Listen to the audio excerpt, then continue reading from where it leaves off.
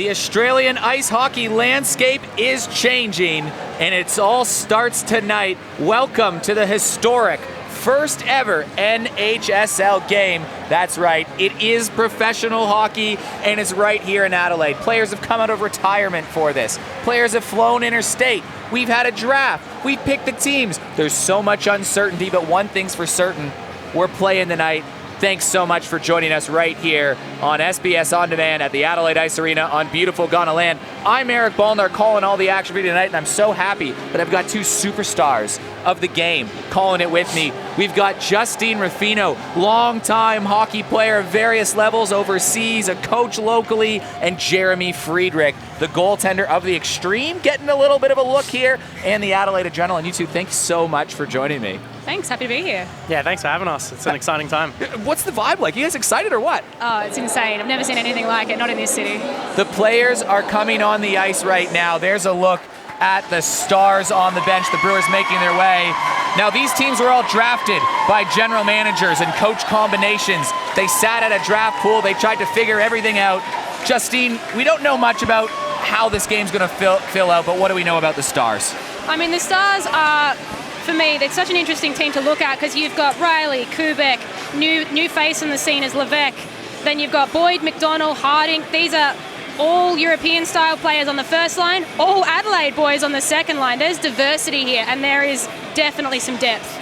It's going to be interesting to watch. Defensively, we got word at the very last second that one certain legend is in the game. Josh Harding, over 250 games in the AIHL. Many tip him as the best Australian ice hockey defenseman of all time. This could be a huge impact for this team. Absolutely. Josh has got a huge reputation. Even if he was to not even set foot on the ice, he would ignite his team from the bench. And just having him out there with our young defensemen, you've got Hazel, Benson, Komazek, all of these players are under 21 years old. To have someone mentoring you like Josh Harding, I mean, this is the guy. He's done it all. He's a big body. He's got great hands. He's got a snipe shot. I think that's an absolute bonus for them tonight. On the other side of things, the Brewers. They're led by their two marquee players, Captain Steve Best of the Red Wings, he's the captain, and Zach Boyle, Team Australia defenseman. What else do we know about the Brewers? Well, there's a lot of Red Wings on there. I think we've got 7 in total lined up tonight from that Premier League side that made it to the final. So I think the Brewers will have a lot more stability in terms of their systems. They're able to work with something that's a recipe that's been working for them all season. And then you've got guys that are adding to the mix, guys like Hamburg that came over from the Jokers in the draft. You got guys like Tomek Sak that's come over from WA, who's one of the best over there. So you're going to have a lot of exciting stuff and something to work with. Jeremy, you're a player in this competition. What's been the training? What's been the vibe like around this league as a player? It's amazing, honestly. It's something that we never could have imagined happening here. You're on the ice more often than you ever have been. You're working out at the gym with the team and stuff, and you're working with new guys, new people, the management. There's so much exciting things going on here. It is very exciting. Now, teams, like we said, got to choose marquee players. Both teams chose two of the highest scoring players in recent memory to go at each other. The Stars, on one hand, they chose Jake Riley, one of the most exciting players in the competition. He brings a lot to people on the ice. He's your teammate, Jeremy, in the Jokers competition. He's unreal to watch. I sit back in the net sometimes and just watch him play. He does some things that you can't even think about doing. He's always switched on, always knows where the puck is, and he can get it out of so many different situations. Absolutely. And I mean, Jake's a player. He's 21 years old, 46 points last year, top of the table in scoring, and he is paired up with someone like Jan Kubek, who has that same nice, swift European style. He's silky smooth. I can see this being a real matchup with Levesque tonight. We're going to head down on the ice quickly right now. One of the X Factors on the Stars. Dave Muggleton, who you got for us? Hi guys, I am here with the man Josh Harding. Now Josh, is there a bit of a buzz amongst the team right now? Yeah, there is. There's good hype amongst them all at the moment, so good young team, and yeah, see how we go tonight. Now, a lot of new teammates for you out here. Are there any particular players that you're really excited to share the ice with? Jake Hazel seems pretty good on D, so I haven't seen much of the young kids yet, so we'll see how they go. Now, what should we be looking for with you out on the ice today? Just hopefully don't embarrass myself too much tonight. We'll see how it is. All right, thanks, Jake. Looking forward to it. Thanks. Josh Harding, an absolute legend of the game. That's such a big in for the Stars. You talked about the calming presence that he might have. Oh, absolutely. As a mentor, I mean, even guys like Komazek, I know that whenever they've played with Josh, they've gotten this real sense of confidence that they can come off the bench and someone's going to tell them exactly how it needs to be, and that when they're out on the ice, they are safe with Josh Harding. If Jake Riley is that dynamic man, as you take a look at Jan Kubik on your screen as well, next to Jake Hazel, Steve Best is the one to watch on the Brewers. He led the Red Wings in points. He's usually a point leader in the competition, and one that you never want shooting on you, Jeremy. No, you don't. I think the best thing that Steve Best has about his game is that he's a two-way player as well. You know, he gets obviously a lot of praise for his playmaking ability, his sniping ability, as you're seeing on his screen here. But he's a guy that comes back, he helps out defensively, and he's just a leader that plays exactly how he wants his team to move. He took the team on his back, didn't he, in the Premier League season? The Red Wings were hobbled and bruised, and he kind of changed his game style and adjusted to play more of that two-way game.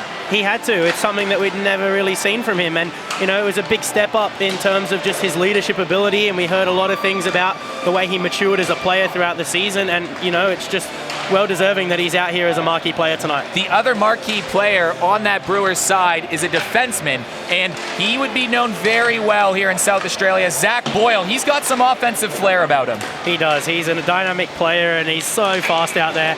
He's got a cannon of a shot. There's really not much that you can do to stop him. You're going to have to play really, really smart defensively to stop a guy like that. And with the amount of defensive depth we've got in this league, I think picking up a guy like Boyle as a marquee player was amazing from the Brewers. He wasn't a marquee player, but he was a high draft pick on the Stars. They're putting a lot of stock into 19-year-old defenseman Jake Hazel, won back-to-back championships with the Jokers, a kid that is high on a lot of people's list around here, aren't they? Absolutely, and you know, there are comments from coaches about Hazel being the best defenseman in this city right now, and at 19 years old, he can only go up. He's a player who learns and improves, he's humble. He is a guy I would want on my team for sure. Okay, we know some of the forwards, we know some of the defensemen.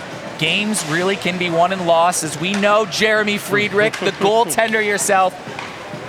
Glenn Forbes-White, the normal starting goalie for the Stars, the guy they drafted, he got injured at the end of last season, and he's not quite ready to play. So we have an emergency starting goalie tonight, and it's Pete King. Pete King, though, he's not a stranger. He played for the Adrenaline long time, and he's a Blackhawks player. Absolutely. Pete has an historic reputation in this city. When he comes back big. And last season for the Blackhawks, he was an absolute game changer for that Prem team. They started out and they were absolutely struggling, and Pete brought him back with an absolute force.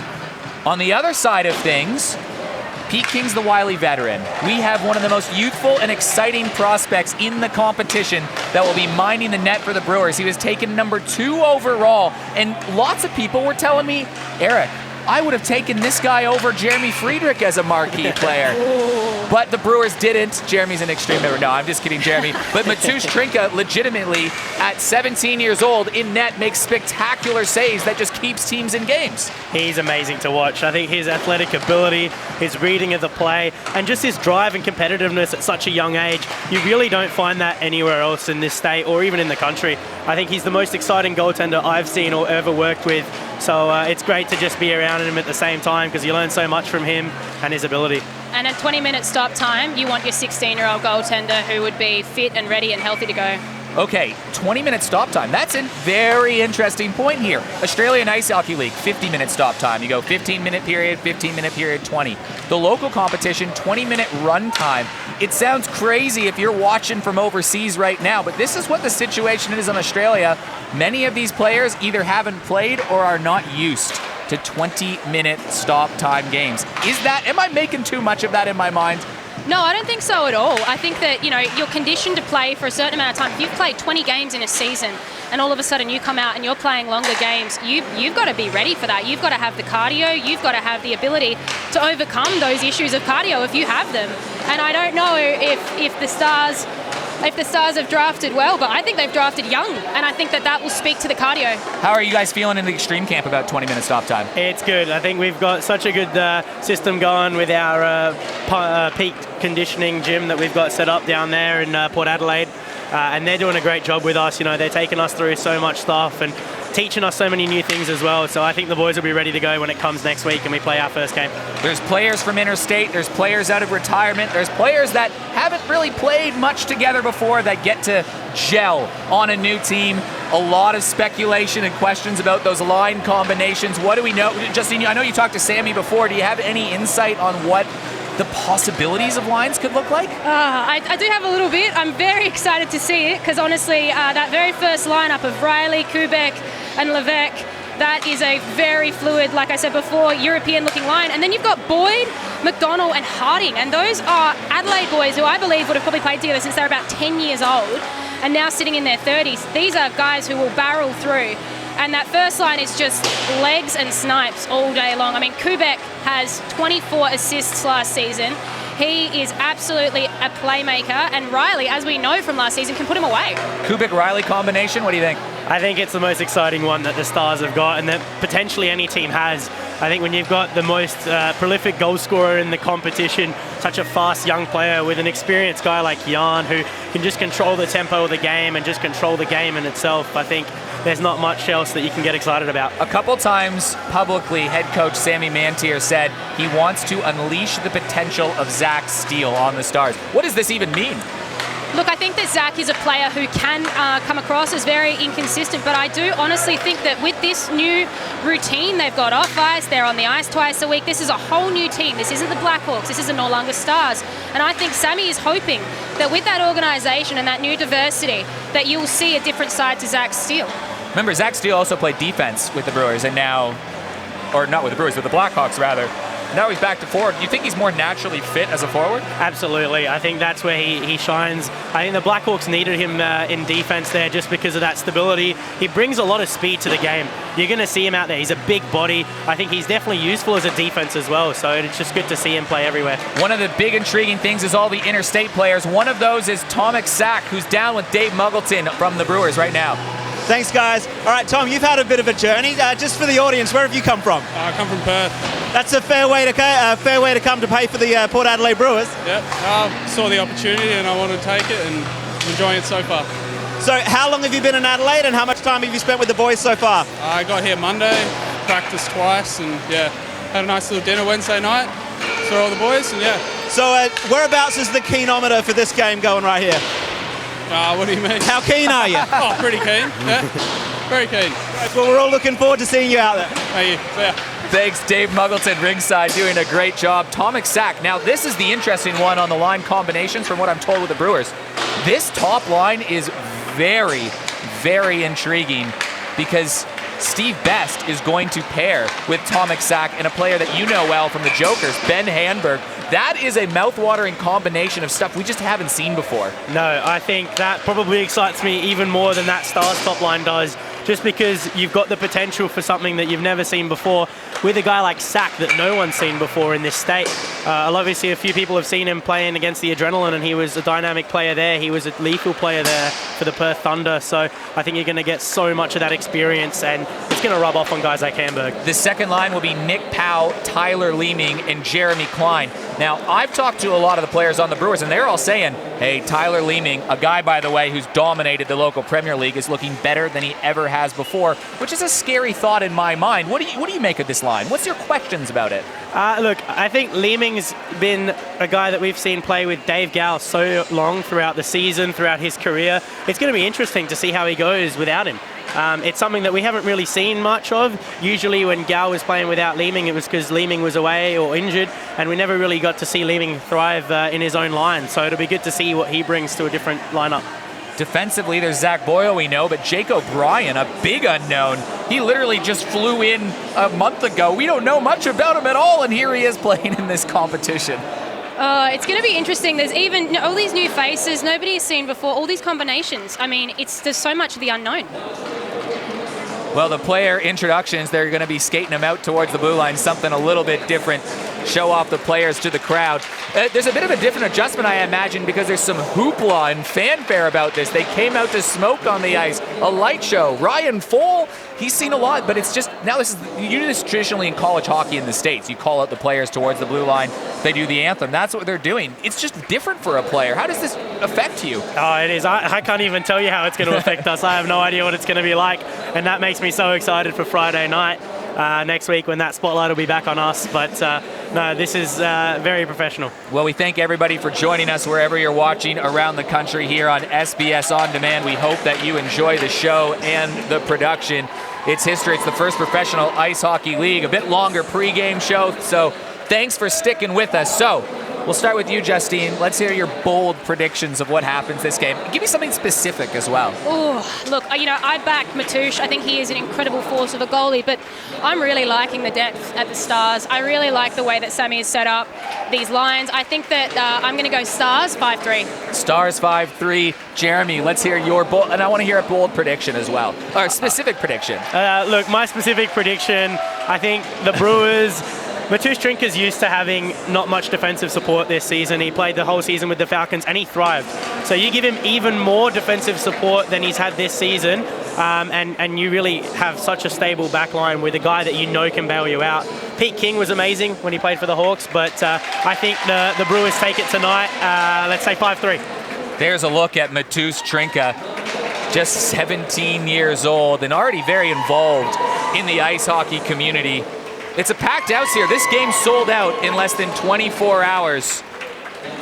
And now players will have to get warm. They're going to get cold again, and then we're going to finally drop the puck. Tyler Leeming, number 9, a guy to certainly watch.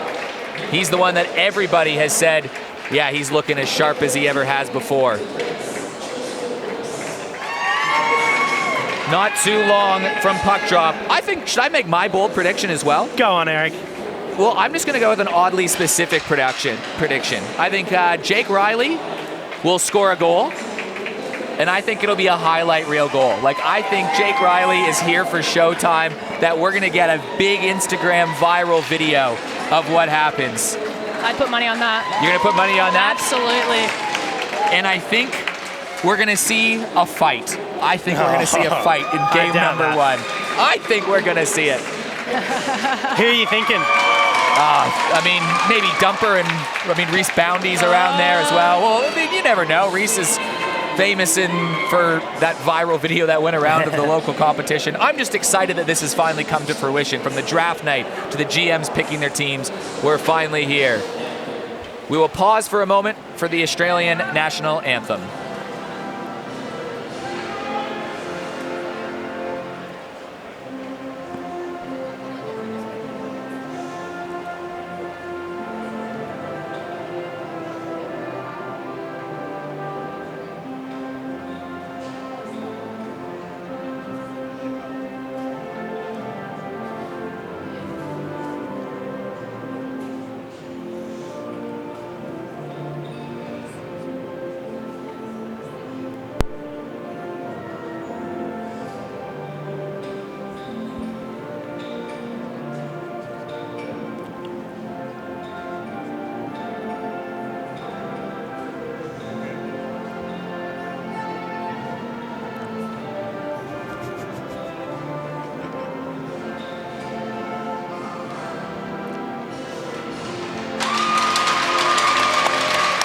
I'll tell you what, the amount of work that has gone into this competition is unbelievable, whether it be the hours that people have put into the marketing and the promotion, to get nice time for players to train 2 times a week, to the draft that was put together and all the general managers.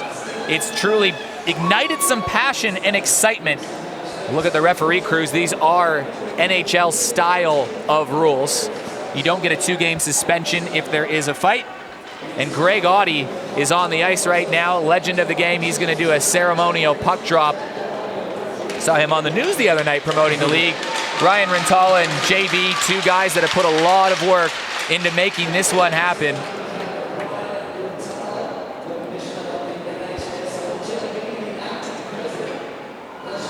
Ceremonial puck drops don't happen often in the Premier League games either. No, they don't. And especially not with a guy like Greg Audie. I think he is a staple for ice hockey in South Australia. and it's good to see him being here at this event. They call him the Aussie Gretzky, probably for good reason. He's got records that seem kind of untouchable. Do you remember watching Greg? Absolutely. I mean, I was lucky enough. We nearly had a bit of a crossover when I was drafted to the Blackhawks 14 years ago. But how old do you feel now? Oh, way too old.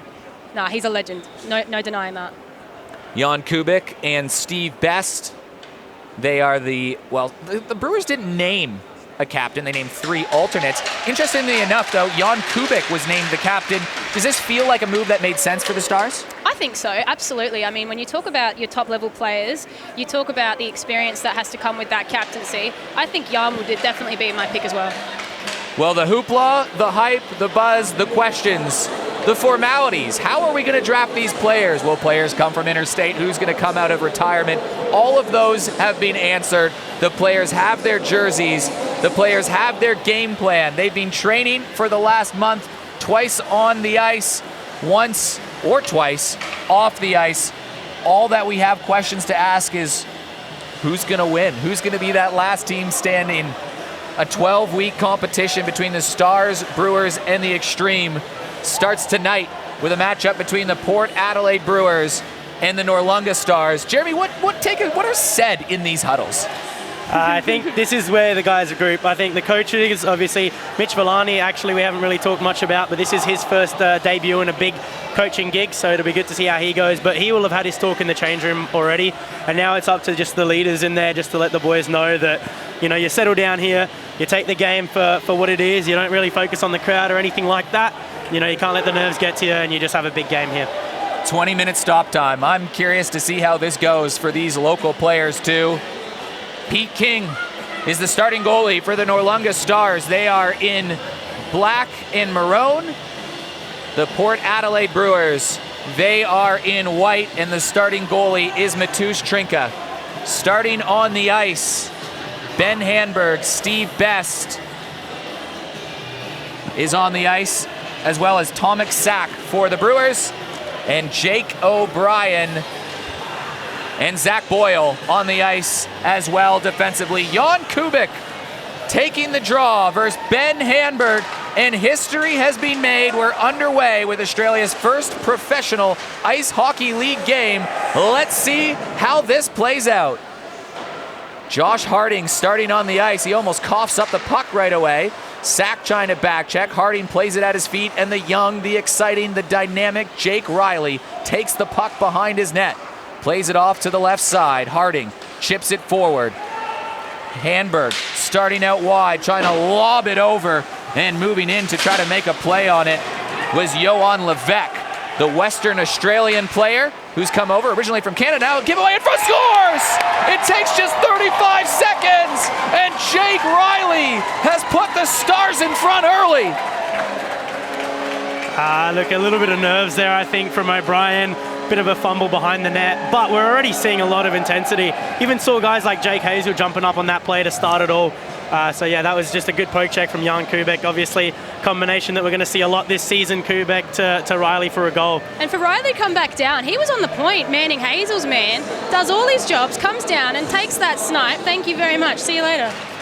So that dynamic duo that Sammy Mantier and Matt Lothian drafted in Jake Riley and Jan Kubik, people were wondering how it was going to go. Well, it took 35 seconds. Now a giveaway on the other side, shot on net. That was errant and a little bit wide. Jeremy Klein was having a go for the Port Adelaide Brewers. Moving it around the side. Back behind the goal. Chip forward from Tyson Boyd trying to move it forward. This is the Blackhawk line, that Adelaide established player. Chipped around the boards and a collision in the corner. Players already getting tangled up. Yeah, I think Dom Truck's trying to get back on that tough guy list somehow. Yeah, he was admitted. I don't know who omitted him from that tough guy list. I'll have to go talk to management about who that was. I think after a couple games, you're going to have to edit that list. So that goes all the way for icing, so the clock will stop at 18 minutes and 32 seconds to go. Well, we're underway here, and Jeremy, like you said, there might be a little bit of a nerves from the players, or just that feeling out period, but already the Stars in front 1-0 thanks to Jake Riley. Yeah, it's looking good. I think the intensity's there for sure, and you're seeing that hard work that's gone into it. You know, the systems are already starting to show up. Offensive zone, lots of D pinching from the Stars, which, you know, you kind of expect to see with young D as well. Reggie Machos trying to anchor a line here. He's out there with Reese Boundy and Tyler Boyle. This will be that third, fourth hybrid line, and into the corner is Reese Boundy already. Boundy, sharp angle shot, deflected away from the netminder. Pete King scores! Oh, what a goal! A backhanded shot, and the Brewers have tied it up just like that. It's 1-1. Reggie Machos, that's a great play. But you know what? That starts with the icing. The Stars ice the puck. They get caught out on a change. They can't clear the zone. That's some great work from Reggie. He's always going to be a nuisance in front of the net, and he loves it. Look at that. That means a lot to him. He's obviously played a lot of high-level hockey, and he was playing A-grade most of this season, so this was a huge goal for him. Absolutely. That's a great shot, that expression of Reggie on the screen. The excitement. Talk about a good guy, Reggie, around the rink. A converted inline player. And now already just 2 minutes in, it's a 1-1 game. How's my high scoring prediction looking? It's looking very good. And I think obviously the guys will start to settle in a little bit more. You know, the excitement that's come into it. It's been almost like months now that people have been looking forwards to this. So I think the forwards were coming out ready to go, and I think the goalies and the D got caught a little bit here. Dylan Pope, he takes the draw for the Brewers. Another guy that's kind of returned back to the ice hockey community, and he almost takes a turnover of Ryan Full, who chips it forward. Jake O'Brien trying to settle himself down, almost gives this way again, but Dylan Pope is back. Turned over at the point. Kyle Collier trying to hold on to the puck. He gets nailed, and the puck squirts in behind the goal. Jake O'Brien shovels it around the boards. Chip back out to the point, kept in by Josh Harding. Loose puck in front. Collier trying to settle it down. Collier plays it back towards Ryan Full, and it goes all the way back out. And Josh Harding, well, a lot of question marks on how Josh would go, but he looks right at home. Oh, he was on that line solid just then. Absolutely solid. How's the pass from Harding to Riley, and they're off and away. Riley looking for the sharp angle. Johan Levesque was crashing towards the net.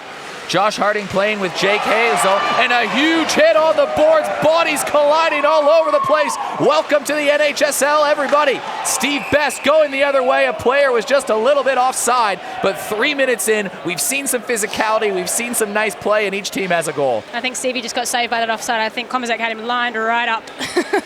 No, that was good to see, and I think this is the intensity starting to really get going here.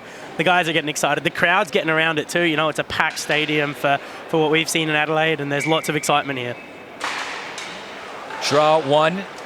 Ben Handberg was going in that face-off circle. Here's Levesque. He dangles around one. Levesque goes up high. Oh! He walked around Cameron Pope, and he beat everybody except the Iron. We don't know much about Johan Levesque in South Australia, but that might be a get-to-know-ya. That was very skilled play there. I don't know what you've heard from him, Justine. I didn't do much research on him, but that was very good to see. Oh, what I got from Sammy was we got a new face, someone who's got a lot of wheels, and someone who's great in the change room and not afraid of a scrap. That was in my notes for today. French-Canadian is what you're telling me. Absolutely. Quebec is what I'm told. Johan Levesque cornered in behind the goal. Cameron Pope was on him. Back around the boards, Jake Riley working hard. He takes the puck away, trying to center it before. This is the top line. It's been a bit of a menace. Chip forward again. Slap shot down. Levesque trying to settle it down. Loose puck in front, and it goes all the way back, and it's settled down by Jan Kubik. He'll switch back to defense, and that's what he's done just there, playing back on the blue line. Steve Best, though, creates a turnover. He was looking for a man in front of the net, and Tomek Sack back, a turnover again. Shot on net. Pete King blockers that one away. Nick Powell trying to hold the line, pushes it forward, and it's cleared out by Josh Harding, but tipped out towards the right side. That was Dan Strawbridge. Dan Strawbridge has not played a Premier League game in South Australia, but he's a converted player. And here's Jake Riley dangling in between two defense again. Riley trying to put on a show. Chipped in from the point, and already Steve Best trying to get in the face of a younger player, Conor Smith. He's one of the ones to watch. And now I think we're going to have our first penalty called of the NHSL season. Yeah, that was a bit of a rough one for Steve to give away as a leader. You really can't get caught up on that stuff. Obviously, Smith was letting him have it, which, you know what, granted, as a 18-year-old, he's got the right to do, and he's going to stand up for himself. So that was actually pretty good to see from him too. Absolutely. Full marks to Connor on that line, not letting Steve pass. He's not intimidated. He's letting him know. Young players get opportunities in that. Connor Smith, who you just saw on screen, that is one of the younger players that's, I guess, trying to develop his way into the competition, just 18 years old. No, Sammy's got a lot of hope for Connor. He's been looking at him really closely, and I know he's really excited to have him in the lineup. It'll be the first power play opportunity, and it goes to the Noarlunga Stars. Jake Riley wins the draw. Back towards the point. Kubik, left side. Riley on the angle. Back to Kubik at the point. Kubik fires it through traffic. Rebound in front. Zach Boyle trying to clear and it gets out. Josh Harding was pinching down low trying to call for the shot. Pete King plays it out. Now back in behind the goal. Jeremy, how important are these power plays and special team opportunities that you've been working on as a team? Hugely. I think we have to dedicate a lot of time to it because guys are not going to have much structure, especially defensively on the PK. Harding drops it off. Oh, Matus Trinka absolutely robs Ryan Foll, and Josh Harding already showing the two-way play he brings. Look, you're going to see that a lot this season, not just from Trinka, but from Harding, from Foll as well. But yeah, no, the special teams are huge. The teams don't really have any structure to them yet, and this is where you capitalize the most. Zach Boyle just trying to hold on to the puck and eat away some time. He'll turn and he'll fire, and it goes off Josh Harding's stick. The word you hear about Josh Harding a lot is he's a player that dictates the pace of play, and you're seeing that already tonight.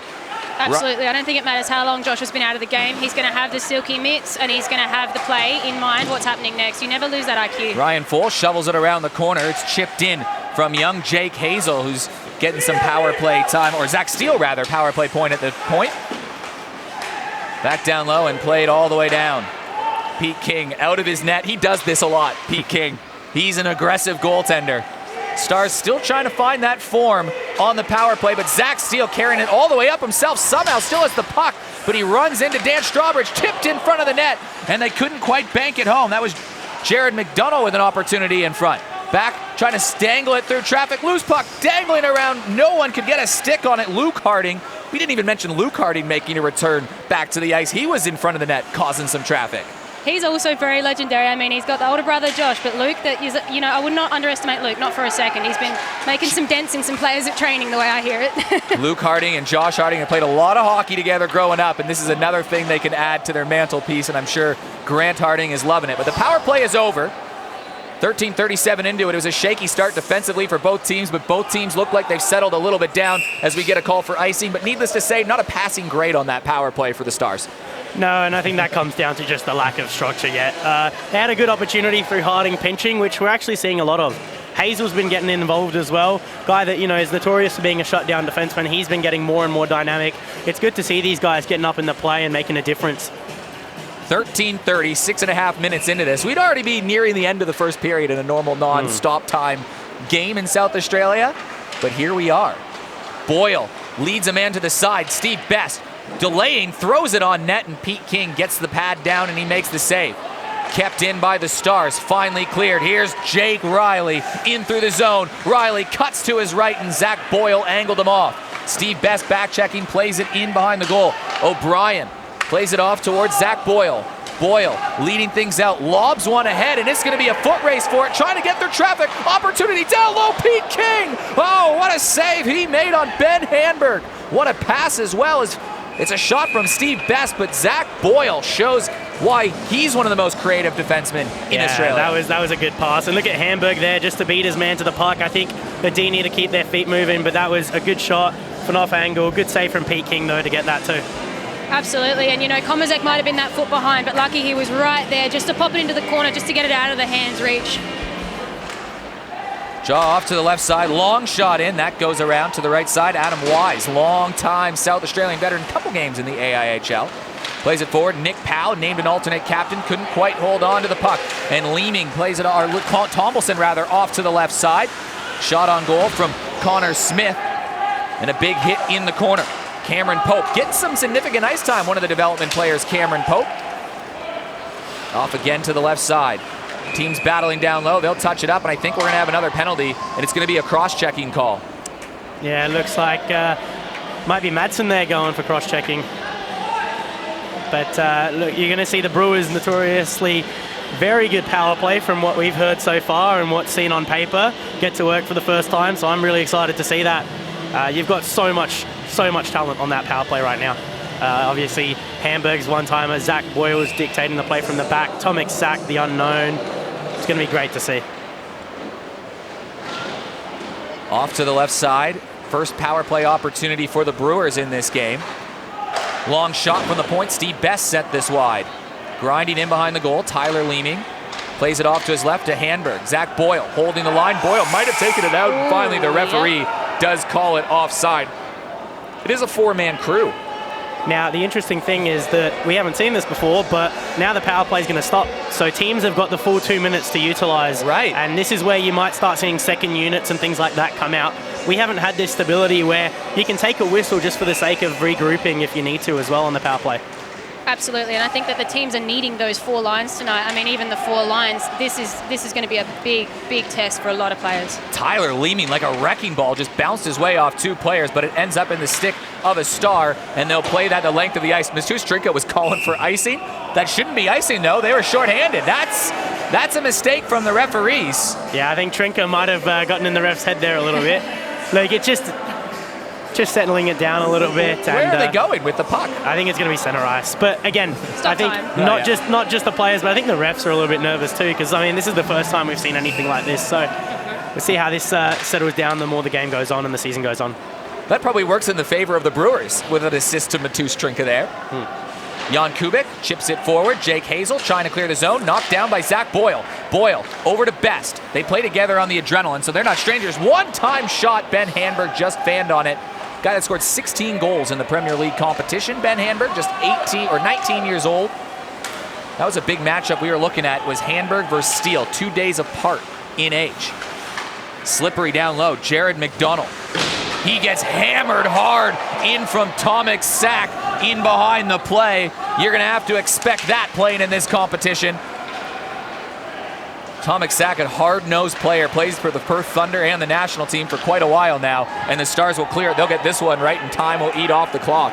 I would say Hazel on that penalty kill has been immense right now. Absolutely. He's broken down so many plays just with his body. It's good to see him throwing it out there. A guy that you didn't normally see using his body a lot, so it's really good to see. Nick Powell flutters one in on goal. They're calling offside once again with 23 seconds to go. That's a huge hit there from Sak. McDonald turned into that, so nothing bad there. No malintent either, so that was a really good play, and you see the experience. Jared Full McDonald credit. just been playing A-grade, though, lately. He hasn't played body checking like this in a couple years. Well, that's exactly what I was going to say. Full credit to J-Mac. He got up, dusted that off like it did not phase him at all, and he hasn't played checking hockey this year. You two coach against McDonald in A-grade competition. Is he one that you watch on the ice? Oh, he absolutely carried that Blackhawks forward line up to their grand final against the Tigers. No doubt about that. Oh, that's right. They played you in the first round of the playoffs, and McDonald Absolutely. he created havoc, didn't he? He was instrumental, I think would be the accurate word. Would you not say, Jeremy? Yeah, I think you could argue he shouldn't probably have been playing A-grade. I think he was more than good enough to play on that Blackhawks Prem team. But you know that's we're a gonna say question for that. a different. Should we talk about the goaltending in that A-grade finals, or No, I think from guys I that don't should be know if we're playing allowed to. Premier? Or should be playing Premier. Well, I think we were all playing Premier that season. back around the corner, trying to clear the zone for the Stars is Tim Benson, one of 2 Bensons in the competition. They get to play against each other. Tim, the younger variety of the 2 Bensons in the competition, and another guy that this is going to be an experience for him to get better at hockey as one of the younger players. Well, especially with a guy like Harding around, I think that's just going to elevate the level of the defense in this whole system of the Stars right now. So it's going to be really good to see his presence. Trying to chip it out, but it is a turnover. Throws it on goal. Tyler Boyle. Boyle had 11 goals this year in 20 games with the Tigers, and that puck just went out of play. Halfway through the first period, and, well, we would probably, what time did the game start? 7:20, so it's 7:36 right now. We've got about 3 minutes to go in the first period in a non-run time. So this is where you start to watch the fitness of guys playing for these extended times. Yeah, that ice cut in between the periods is going to be huge. They're going to need to regroup. But right now you can see obviously the tempo in those first 2 shifts. Guys went really hard, and I think now it's settling into a game of hockey. Is it more like a marathon? You have to get your mindset? Absolutely. And even the chemistry, you can see it. It's happening. It's there. Turnover inside the zone. Just trying to clear it. The Brewers do it, and it finally goes for icing. Justine, when you went over and played from South Australia, then you were over in Canada playing. It was 20. I'm assuming it was 20-minute stop time there. Was it an adjustment for you? Oh, absolutely. Playing AAA over there, I mean, I was very lucky in that I got very used to training 4 times a week, and I think that was the main thing. If you're on the ice 4 times a week, you do get used to playing 20-minute stop time. But during our competition in the winter, we barely get 1 training a week, so it's very hard coming from that to this. I hear the boys have been training for a couple of weeks, but it's a big adjustment. I'm sure we'll get the fitness as it goes on. Hazel couldn't quite hold the line. And it'll go all the way back as Dan Strawbridge, getting a few shifts, Dan Strawbridge out there. That's nice to see from a local perspective. Josh Harding leads a man forward. Levesque off to Riley. Sharp angle shot, and Trinka gets down and makes the save.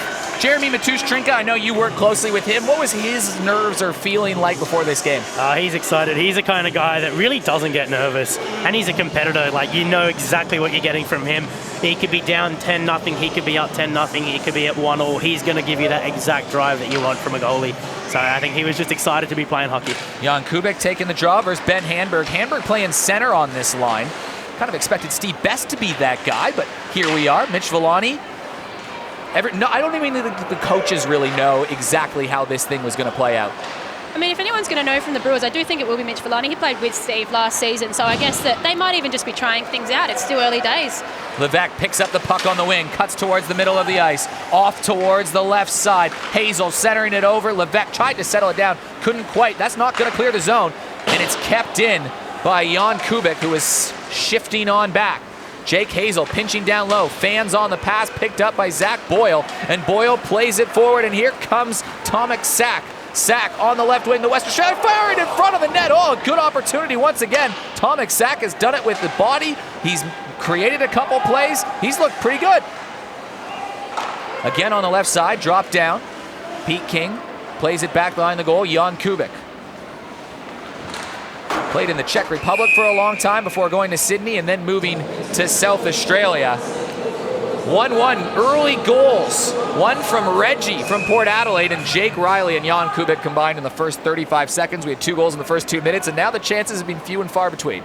They have. I think the game's just started to settle in because that excitement from that first inaugural game, I think there was just so much tempo ready to go.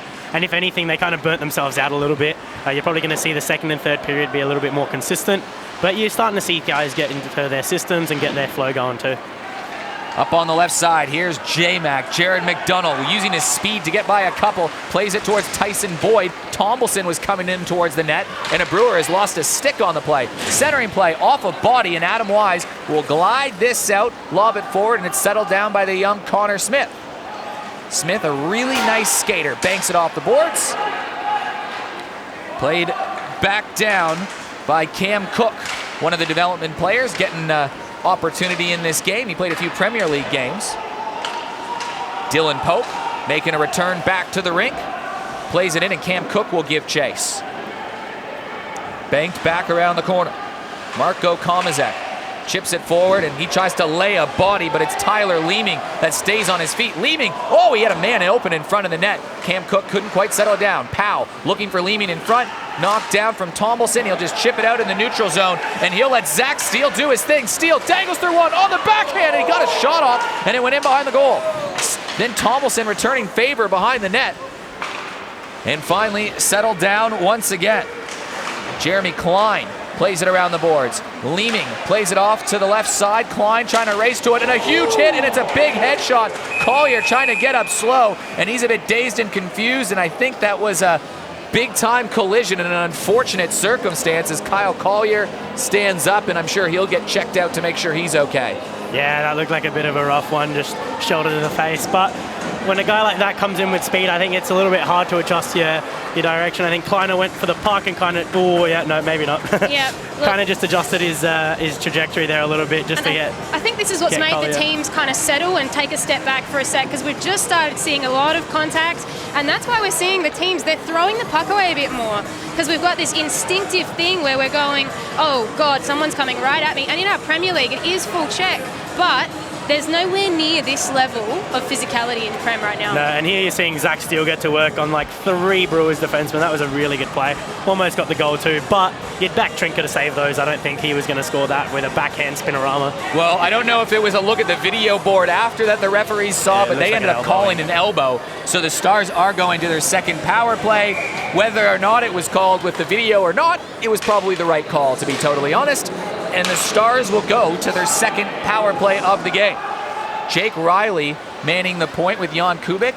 Josh Harding out there, Johan Levesque, and Ryan Full. That's a lot of goal scorers out there.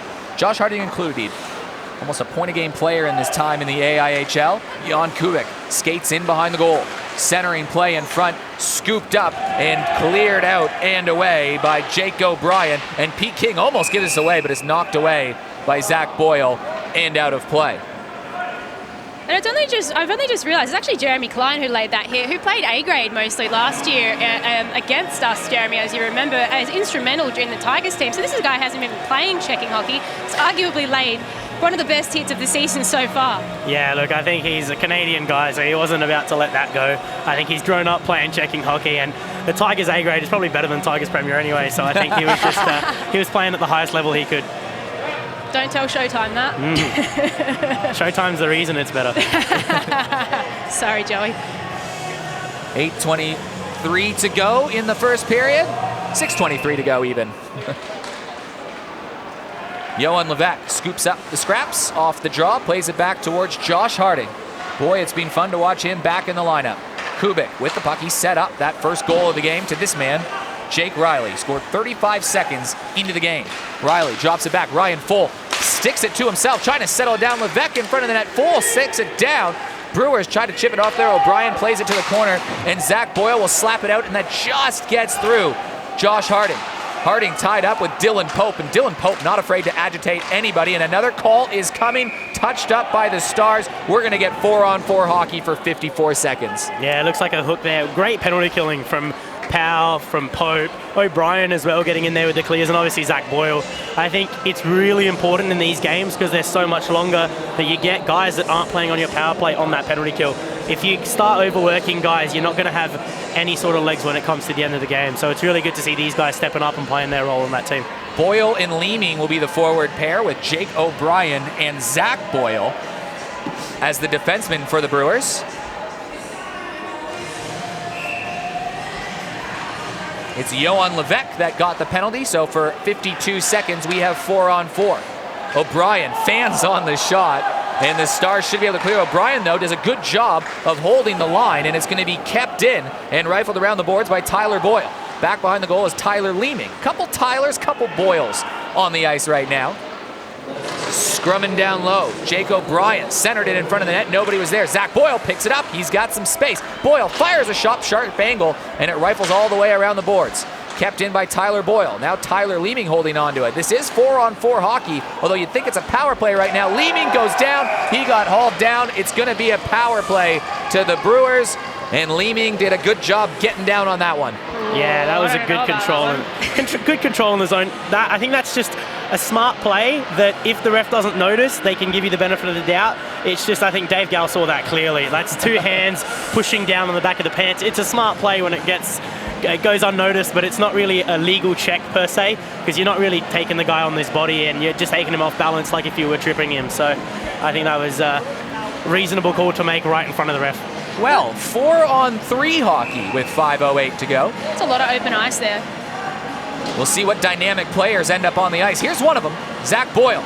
4-on-3 for 9 more seconds, then it's a 5-on-3 for just over a minute. Sharp angle shot, King with the save. O'Brien trying to settle it down. O'Brien, long shot through, blocked in front of the net by Jake Riley. Right side, back to Boyle. Boyle plays it again, off to the right. Whoa, one-timer opportunity, and it was Tomek Sak who played it across, but Jake O'Brien couldn't pull the trigger. 5-on-3 for the next 50 seconds. The Brewers with a massive opportunity to put themselves in front. Tomek Sak enters the zone, leads a man ahead, and it's given away. 5-on-3 shorthanded. Jake Riley trying to get through with Tomek Sak. How's the effort there? And Sak and Riley exchange shots behind the play, and the Stars, while 5-on-3, are going to eat away some seconds. How is that from Sak? That was a good back check, and something that no one's really seen in this state before. A guy like Sak getting to work, just good to see him matching up against some of the top guys in our state. Best plays it to Sak. They still have to settle down. They got 15 seconds of the two-man advantage. Leeming off to the left side. Boyle there to save that one from leaving the zone. Drops it back to Sak. A miscommunication. It goes all the way back. So the first of the two penalties is about to expire with just 3 seconds on that. Now it's a 5-on-4 for just 40 seconds. Entering the zone. Best with a shooting lane. Fires one. That gets high and up, and 36 seconds to go.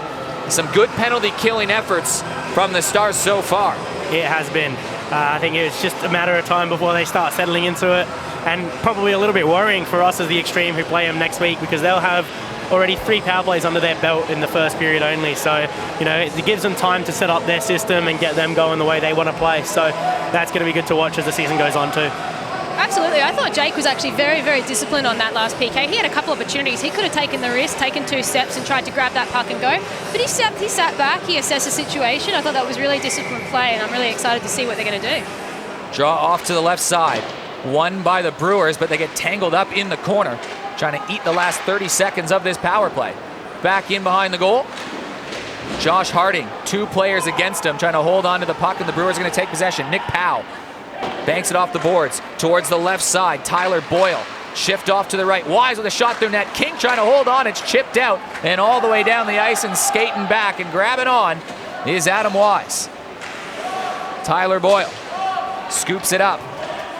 We've seen a lot already in this first period. 2 goals in the first 2 minutes. A nice one from Jake Riley, and then Reggie scores one on the backhand to level the game.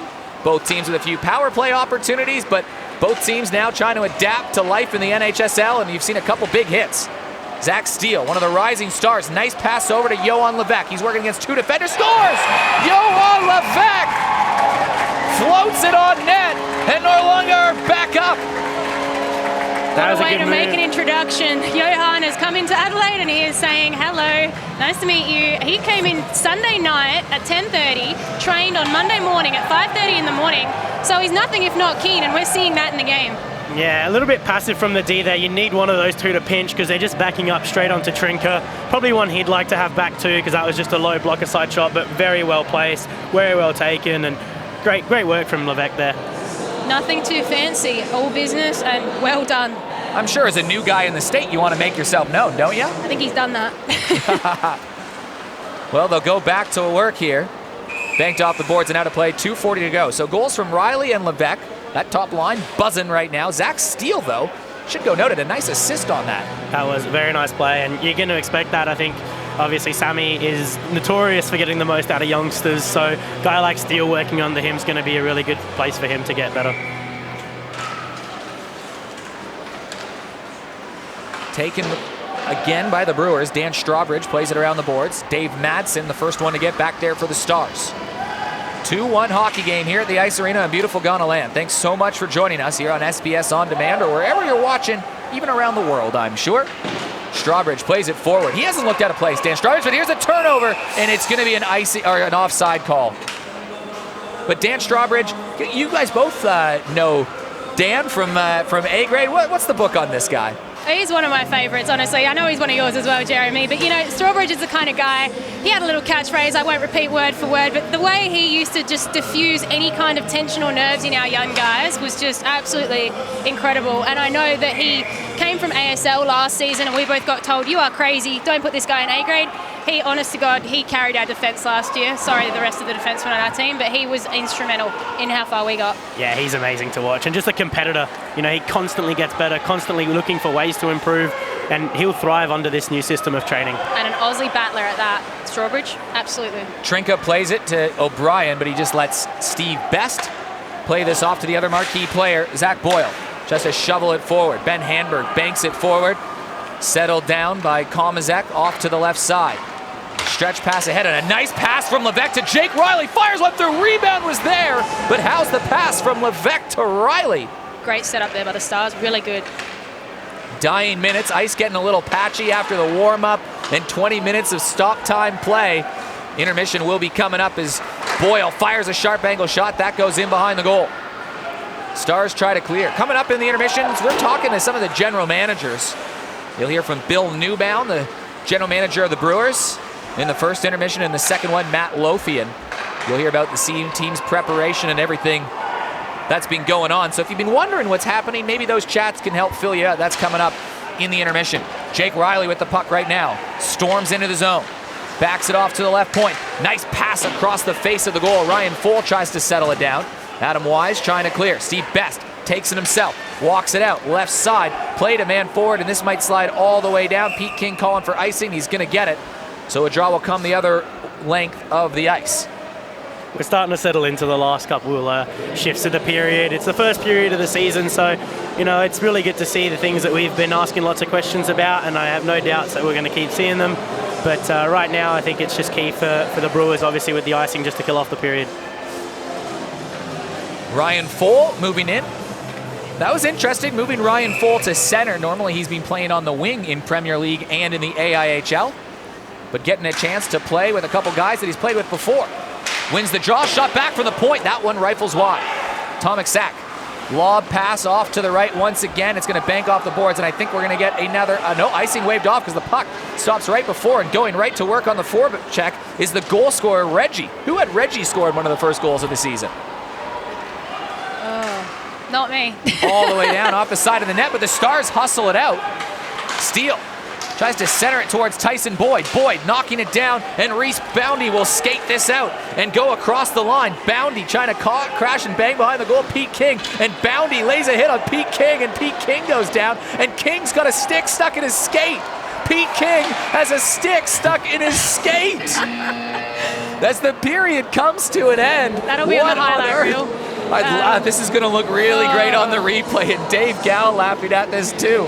I think the best part is that Boundy went there, hit King, and now has to skate over awkwardly to get his stick back from him. I think that was pretty funny to see. Just a great way to end that first period. How's the help from Conor Smith? Conor Smith just trying to hunt this down, but here's the Reese Boundy not afraid to get in people's faces, is he? I mean, you know, hitting the goalie is a big statement, and I mean, I remember Jeremy playing for us in A grade and Boundy coming in and getting him right fist to chest, sending him absolutely flying. I mean, that was one of the biggest fights we had all season. You had brother Julian jumping in, me and Jeremy's mum shouting from the sidelines. I mean, you do not hit a goalie or nothing. You just don't do it. Dave Muggleton on the ice. Now, is there any better way to start the National Hockey Super League than the two marquee players teaming up to score a goal? I mean, you couldn't draw it any better way. Like, having Jan feed me right in the middle of the slot. I mean, first shot, it's a huge momentum booster, so I'm really happy the way we started. Now, I'm assuming that means there wasn't a lot of nerves settling with you before the game? Yeah, no, we're all pretty confident with ourselves and our skill set. Yeah, it's more just about keeping the team in a good vibe and gelling together on the ice. So what was the pre-game chat in the huddle before you started this one? We got a little bit over some of our, little systems and stuff and our lines, but mainly just trying to play our own individual roles and stuff, and try not to let our heads go too much. It's a long game, and we got to stay shift oriented. So we got to have good timing shifts, not too long, not too short. Guys, thank you very much. Cheers. Well, we're going to head to the break in just a moment, but first thoughts on the first period. It was great. I think the intensity that we expected was almost matched, if not beaten. So it was really good to see the game start out the way it did, and then obviously settle down as we kind of got into it. Absolutely, a real sort of transition with that period. You had us starting out, guns blazing. You had us sitting back, having a look, seeing what's good. And then you had this comeback again. Everybody's got that little bit more confidence by the end of the period, and we're really seeing fruition in these plays and this vision. Stars lead 2-1. You're watching the National Hockey Super League debut game. We'll be back. We've got intermission with, I can't speak right now. We got interviews coming up with the general managers watching the NHSL on SBS. Good hockey game, too. A couple little delays in the intermission with the players trying to get back warm, back on the ice. Eric Ballnar, Justine Ruffino, Jeremy Friedrich calling all the action. It's a 2-1 Stars lead. What stood out to you in that first period? I mean, for me, you could definitely tell they're finding their feet. They're finding that chemistry. But, I think right now we're going to see a little bit more fluidity. In the middle there was a lot of sort of hesitation. There's a lot of people sort of throwing the puck away in their own zone too, which is a bit scary to watch. But you can see that these guys, like these Josh Hardings and these really experienced guys, are really coming through, not missing a beat. So I'm excited to see how this pans out. Yeah, we were talking in the intermission about the effect that this period break's going to have.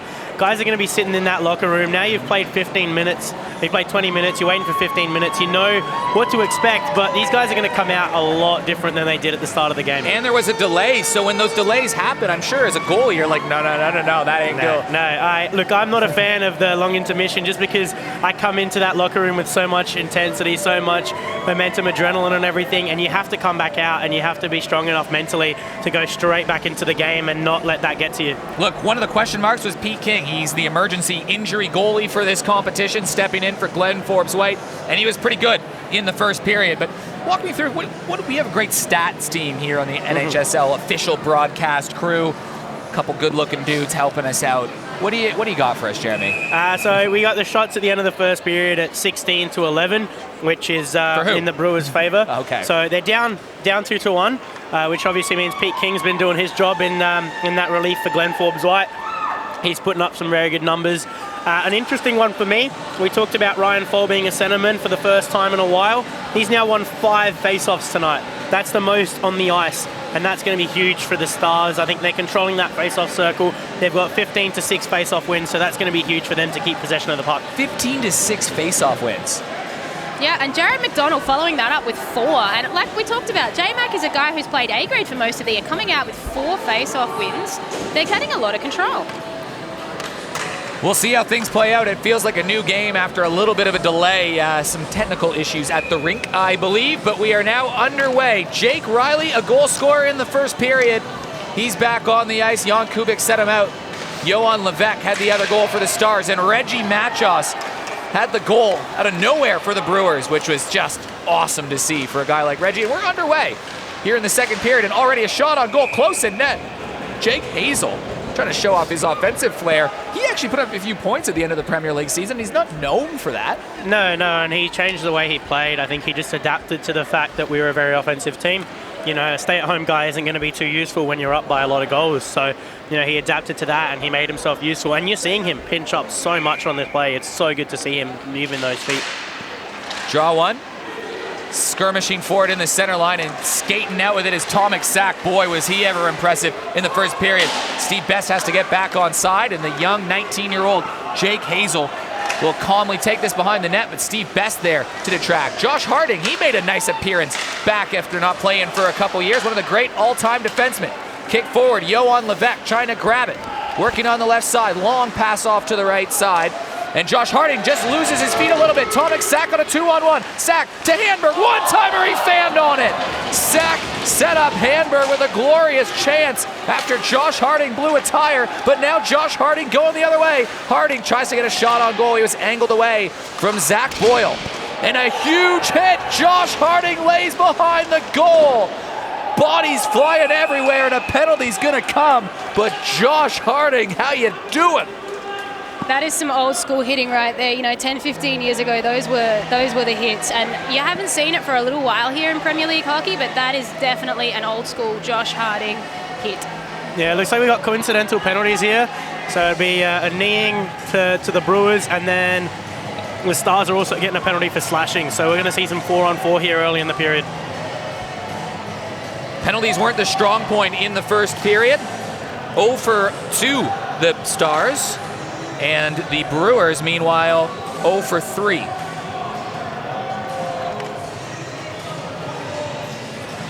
But we'll play some 4-on-4 for the second time today. You feel like power plays might be one of those things that takes a little bit for teams to really get that system down. Definitely, and I think that with this one, the power play is a lot longer. This is when you're playing stop time power play and PKs, it is a totally different ball game. Jake Hazel trying to hold the line. Finally scooped up along the near boards. Cameron Pope couldn't hold the zone. Zach Steele plays it forward towards the front of the net. Adam Wise there to intercept. Plays it up. Off the wing is Tyler Boyle. Boyle nudged off the puck, and a nice play from Jake Hazel, who skates it into the corner. Burying his way down there, Conor Smith loses control. Picked up by Jeremy Klein. Back towards the point for Adam Wise. Wise through traffic. Rebound in front. Klein was on the doorstep. Couldn't knock it home. Klein chips it out towards the right point. Cam Pope keeps it in. Plays it back behind the goal. Conor Smith chips it along the boards. Cam Pope keeps it in, and he gets a shot off of him right after the play from Zach Steele. Left side, Tyler Boyle wobbles a shot in on goal, and trying to get a stick on it was another Brewer player in Jeremy Klein. Jeremy Klein being active with a couple spark plug shifts so far. 4-on-4 hockey for the next minute. Finally chipped up, Zach Steele. Can't quite hold on to it. Cam Pope has to retreat back behind the goal. Adam Wise is the one that chips it forward. Grabbed by the young Cam Pope. Development player, Jokers player. Played a little bit of Prem, a little bit of A-grade this year. Yeah, he's a good dynamic player. I think he's really benefited from this new system of training so often, because he looks like a different player out there. It's really good to see him playing too. Jake Riley swivels, and a player blew a tire. Riley fires a shot on goal. Trinka almost had to duck and cover. Kubik chips it down low. Once again, Jake Riley swarming all over the puck, but it's the Brewers that come away with it, and it's Tyler Leeming. Off to Powell. It goes over his stick and off to the boards. Powell chips it in off Pete King's shoulder, but a big rebound. Powell in the slot all alone off the post. Kubik lobs it forward to Riley, and Riley just slows down the play.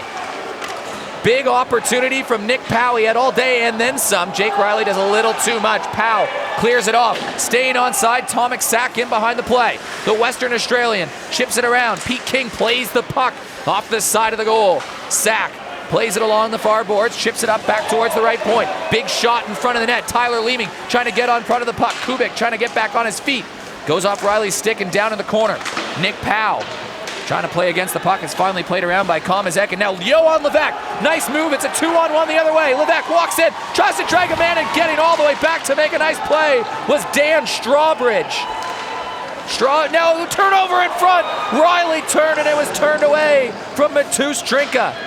But moments before, Dan Strawbridge might have saved a goal. That was a really good play from him there. He is not short of speed. That guy does not stop moving his feet, and that's what you need from a defenseman when you're playing against guys like Riley and Levesque, who have got a lot of speed in their game. Converted inline player, and the action back hot and heavy. Tristan Reese was grinding back down low. Dan Strawbridge mixed up with Ryan Fole in the corner. Reggie comes in, trying to barrel a guy down. Shot of across, loose in front, Trinket down. Oh, somehow that stays out of the net.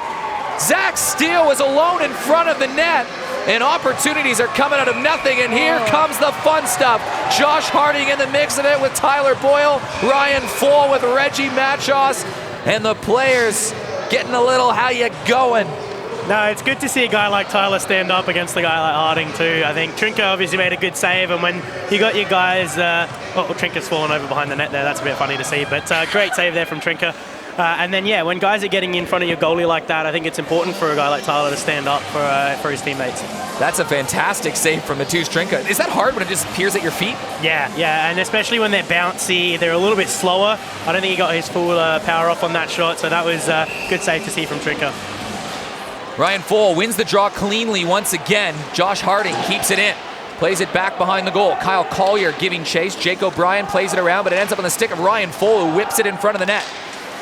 Brewers try to clear. Kept in by Josh Harding. Loose puck in front.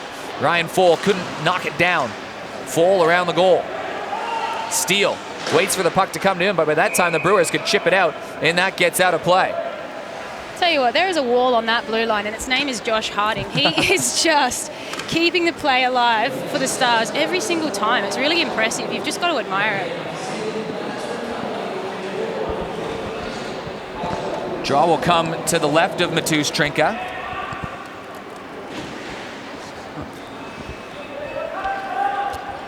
Settling in for the draw is that Blackhawks line of Mcdonald.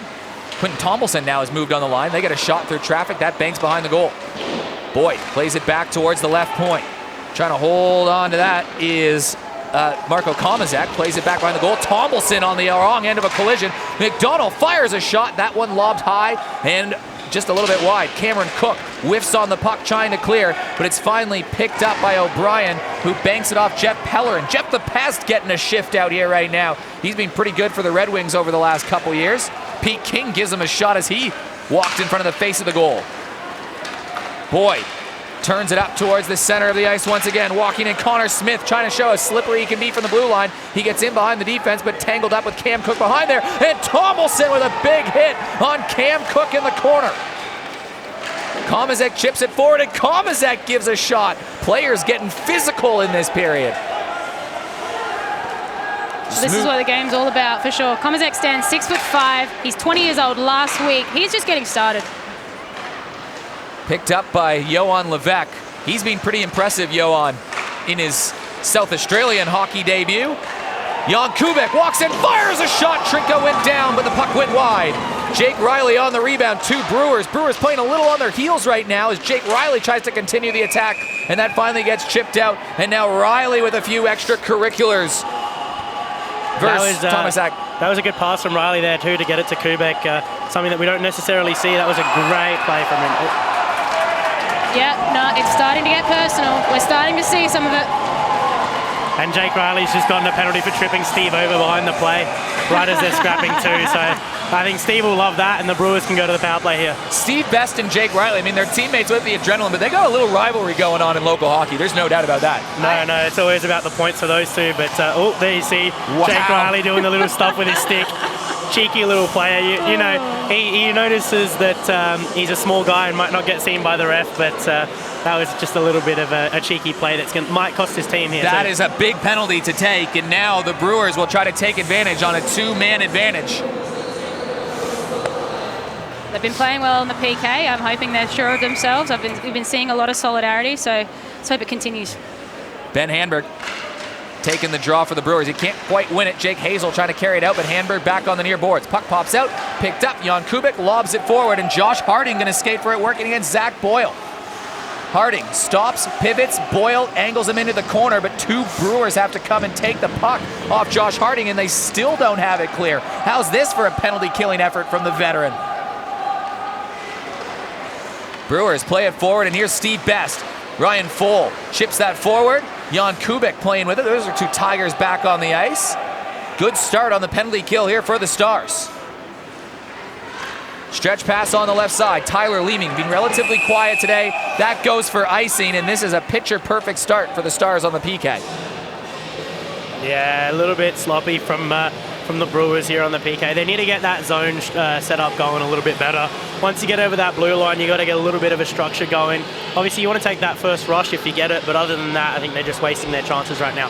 For sure. I think the Stars are honestly, even on paper, you can see they've got a lot of control. They've got a lot more face-off wins. They've even got a little bit of vision in this offensive zone. You can see those plays and those passes. They're coming out.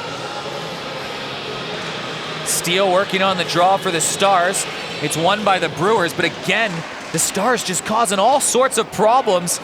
Brewers have to go to the puck. Bodies flying on the ground. Zach Steele, that big, strong 6'2" body, causing a bit of problems there, and now the Brewers will try to get something set up, but they might have to get a second power play unit out there. Tomek Sak walks across the line, stops, tries to lead a man forward. Chipped in and a big hit at the center ice once again, but it knocks down for Sak. Sak tries to lead Best forward, but Conor Smith somehow gets a stick on it and then lays the body in the corner. A Brewer is without a stick. It's Jake Hazel. He gets a body on it. Pete King fights through traffic to make the save. Sak walks it out towards the point, gives it away in front, and Pete King comes way out of his net. Vintage Pete King styles. I love the aggressiveness on King. I think it's one that young goalies love to see as well. He gets in the game, there's no doubt. Yeah. No doubt. Good hit there from Hamburg too on that play. That kind of caught up two penalty killers, which was key. I think Sak had a great chance and it just bobbled on him. Maybe even using Steve Best there, I don't know. That was a very good play there from Conor Smith though to block that 3-on-1. Absolutely, I think Conor he took a risk there and it paid off big time because there was a man there on the back door waiting and he did see him, but he just thought, no, I'm going to take it, I'm going to go for it, and he did. A nice play, keeps it off the board. Klein taking the draw. It's won by the Brewers, but they can't settle down at the point. Adam Wise clunks off his stick and back towards Tyler Boyle. Tyler Boyle playing a little bit of defense today at times, especially on the power play. Josh Harding just goes in and flicks it forward, and I think we might have a penalty. It's a slashing call, and that's going to be the end of the power play for the Brewers. It's going to be 4-on-4 for about 19 seconds, and then the Stars are going to have an opportunity. That is a brilliant play by Josh there. He's just keeping it out of reach. He's just keeping that puck right away from those guys, so much so he's forcing them to get slashing penalties. They can't reach him. Yeah, they got to keep their feet moving there. You earn the penalty kill. You really can't just crowd a guy and get your sticks underneath him. That's never really going to go your way. And that's the beauty of being 6'13" or whatever Josh is. The seventh penalty called, and we haven't even reached the halfway point. A wild stab at the puck from Johan Levesque. It just goes into the corner. Stars trying to regain possession on the 4-on-4 moments right now.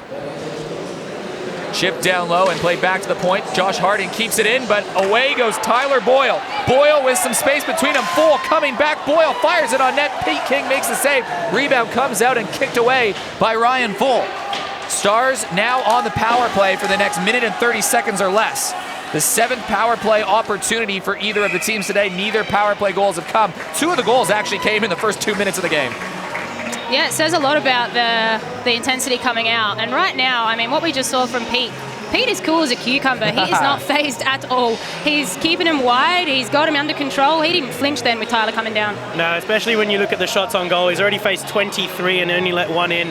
That's a very nice 95.6 save percentage right there. Not that goalies keep track of that stuff at all. No way. Jan Kubik playing the point on the power play. He's got Ryan Full out there as Tiger teammate, Johan Levesque, Jake Riley, and Josh Harding. I like their chances, to be honest. A lot of goal scorers on there. The 1 and 2 goal scorers in the local competition, and Riley and Full on the ice together. And a legend, Josh Harding through traffic, tipped in front by Levesque. Skirmish for it, and it goes down into the corner, and Dylan Pope couldn't get a stick on it. Harding keeps it in. That long stick, just like you said, Justine, keeps the play alive. Harding winds, fires. That clanks off Dylan Pope, but Harding still keeps it in. Back down low. Levesque looking for someone behind the goal, banks off a body, and it goes all the way back off Reese, all the way to Josh Harding. Levesque, sharp angle shot, fanned on it, second chance opportunity. Pope banks it off the boards and skating down the ice. Tomek Sack will be the first one there. Pete King's got to play the puck, and he does to Josh Harding, who's so cool once again. Coming on with some steam. Here comes Ben Handberg, or just Zach Steele rather, sorry. They look so similar out there, easy to confuse. Steele, both wearing number 18 as well. No, they're not. That's a complete lie. Never mind. Just don't listen to me. Except right now as Jake Riley has the puck, plays it off the right side. Harding off to the shot, and a good chance on the short side from Conor Smith, who is pinching in, and that goes high and out of play. About a minute to go on the power play. So much control from the Stars there. I mean, they are just all over him with this PP. Surely something's going to come of it. Yeah, and Harding is a great presence on that power play, I will say. He has so much control and composure, and they're giving him so much space. You know, you need a guy like Pope on him for him to make those mistakes. The only time they cleared the zone was when Pope got that pressure on him. You're absolutely right. And even when he does make those mistakes, you can see him. He's fixing them on the fly. He's like, yep, no, don't worry. He's here all day long. Draw coming just outside the zone. I think they've got the clock. They're trying to fix the clock. I think the power play, I think there was a bit of a mistake on the board earlier. The power play might actually be over. Yeah, we'll see. The refs have got it in good hands with Joey Rezek and Dave Gow here. Yeah, Joey Rezek and Dave Gow, two of the best ice hockey players in South Australia, but also two of the best refs in the country. They've decided to take the officiating duties rather than player duties here. What's it like getting a game ref by the great Aussie Joe? It's good. You know, he lets you know exactly what he's going to give you. He's the kind of guy that does not stifle from his style of reffing, and he lets the things slip that he lets slip, and he's never going to defer from that. 38 seconds to go on the power play. Pete King plays this off. Conor Smith is Tyler leaning all over him. Jake Hazel, one of the first-round draft picks. Hazel plays the puck forward. Hazel gets the puck back. Hazel will enter the zone. He's got some space, old Jake Hazel. Fires one through. Trinka fights the puck and holds on to it and just scoops up that rebound. I'm loving watching Jake Hazel. He is so dynamic, and he's a kind of guy that 2 years ago you wouldn't have even thought of watching. And even better is watching him and Conor Smith play together. Last time we saw those two playing together was that Tange Championship that we won. So it's really good to see those guys reuniting as well. Absolutely, and as you can see, you know, he comes out when it really matters, Hazel. What, game 3, grand final, game winning goal, series winning goal, season winning goal. I feel like those are some good moments to come out and score one. Chip forward. Tyler Leeming scoops up the puck. He's off to the races. He's got Klein trailing behind him, but Leeming works out wide, burns by the defense, centering play. Oh, Pete King! An absolutely ridiculous save! And some. Pete King's just helping the player. He got his head hit after that, I think. But Pete King made a wild save. That is ridiculous from Pete King. That is highlights, absolute highlight reel there. Yeah, that's a toe save right there. And just to make sure, he grabs Klein by the head and he puts him down, just to make sure he's completely out of the play. Watch this right here. Yep, absolutely. No chance. He is putting the puck in the net. You've got a goalie sitting on you. There's not a lot of chance you're going to get points on the board. No, and this is just exactly what we came to expect from Pete King stepping in for Glenn Forbes-White. Obviously, he had a big job on his hands, and he's done exactly what he needs to. Yeah, I think just the blade, or maybe, yeah, it looks like the blade's popped out. The blade of Pete King's skate has popped out. And Conor Smith having a good time there behind it, fixing this up. That can't be a good feeling for a goalie. No, well, look, we do have goalies in the system for these kind of situations. You know, every team does have 3 available to them, so obviously Sam Poole might be getting ready to come in should there be an equipment issue. I think he might just be looking at this with a little bit of excitement, but it's going to be big shoes to fill because Pete King has been playing unreal today. Absolutely. I think that we've already seen some things that we're going to be seeing for a few months to come. We knew Pete was going to hold his own, but we did not know he was going to be holding the head of some of the opposition players. And King's just taking a seat now. After he made probably the best save of the hockey game we've seen. No goals in this second period. We had Jake Riley that scored right away. I think the most interesting thing to see is a save like that. Not only does it motivate your team, the goalie down the other end, we're seeing obviously the people here at the rink. Mateusz Trinker is just going side to side, getting his legs going because he's ready to make one of those too. He's the kind of competitor that will love those saves. So I think you'll be ready to see a couple of backdoor saves from him soon too.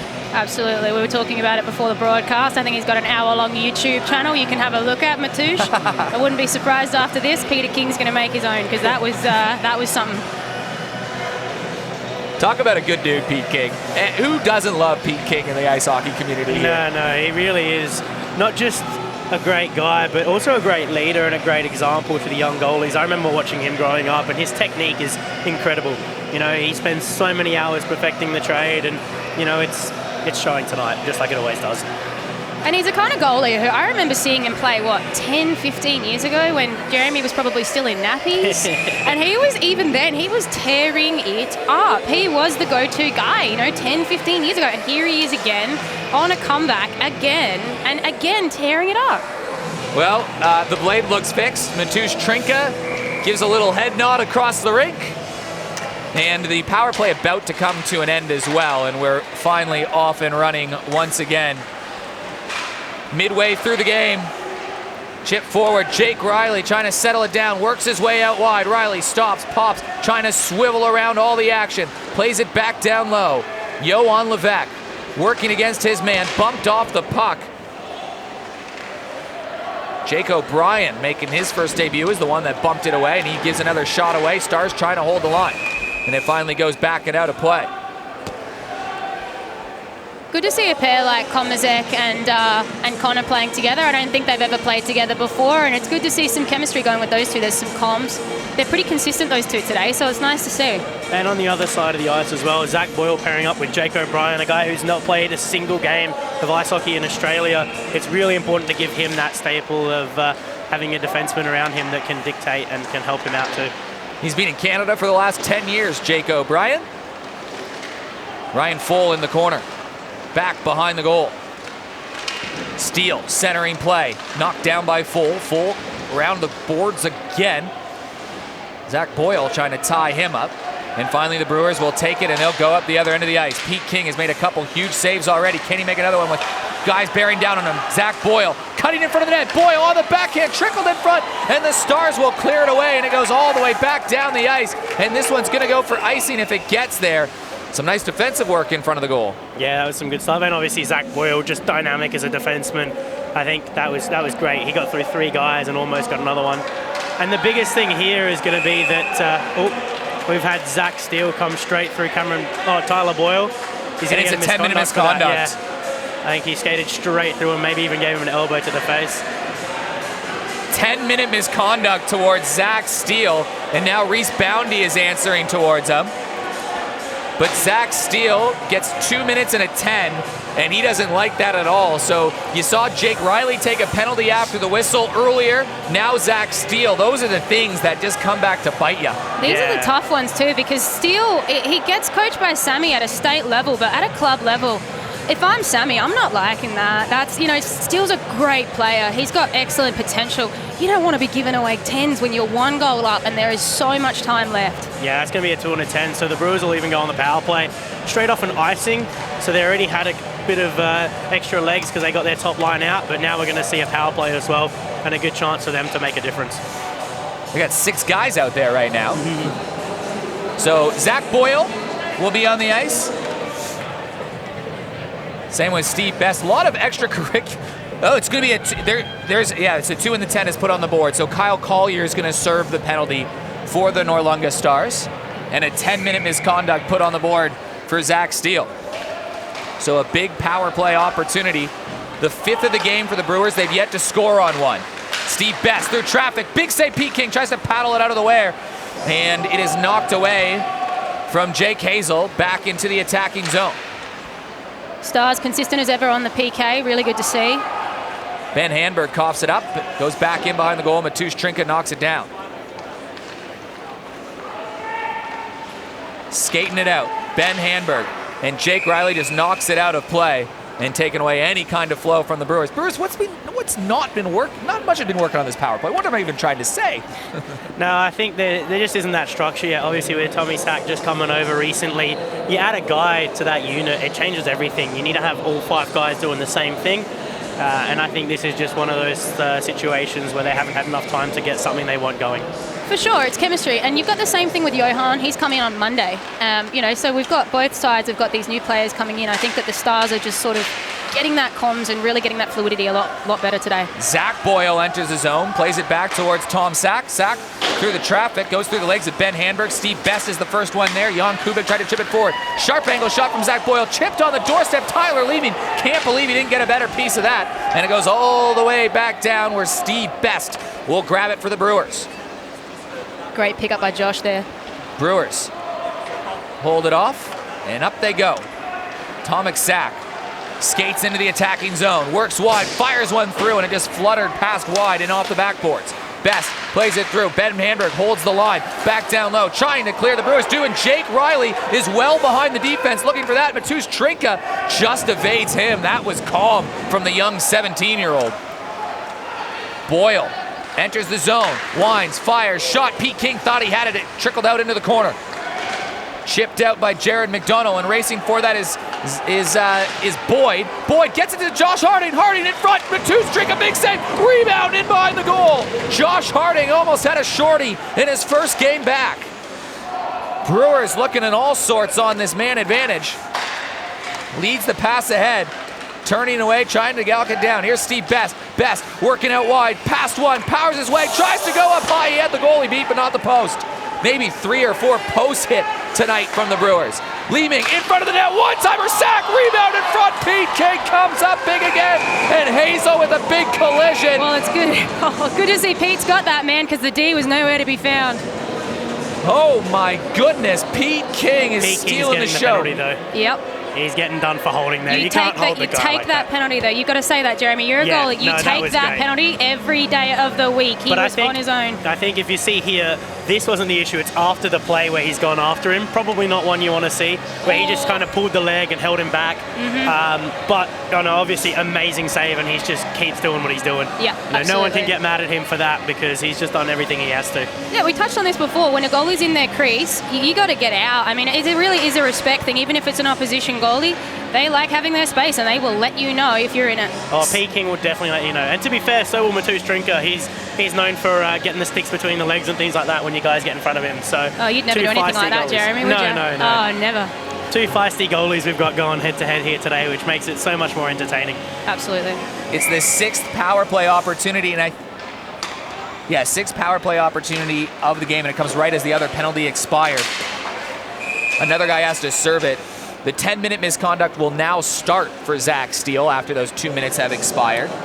So he won't be available until about 18 minutes in the first period. Yeah, 17 minutes and 11 seconds left in the game is when Zach Steele will come back, which could be huge. He's a big player for that second line for the Stars. Draw one by Jeremy Klein. Back out to the point. Tyler Boyle through traffic off Pete King's head. Pow on the rebound. Drops it down low to Klein. Klein, he's got a man in front of the net doing all sorts of work, and Jake O'Brien trying to mix things up, but O'Brien gets dumped by Komazek.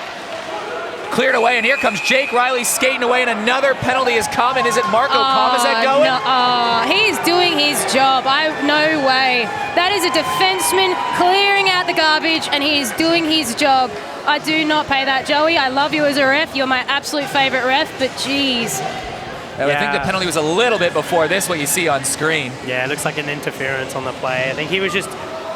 I'm not really sure. I can't really see the play that led to it. But that being said, I think it's up to the Brewers here to really capitalise. You've got 2 minutes... No, you've got 1:36 of 5-on-3. Yeah, 5-on-3 for 1:36. Zach Steele had the 2-minute penalty earlier. That just expired. And now the Stars have taken 2 more penalties since then.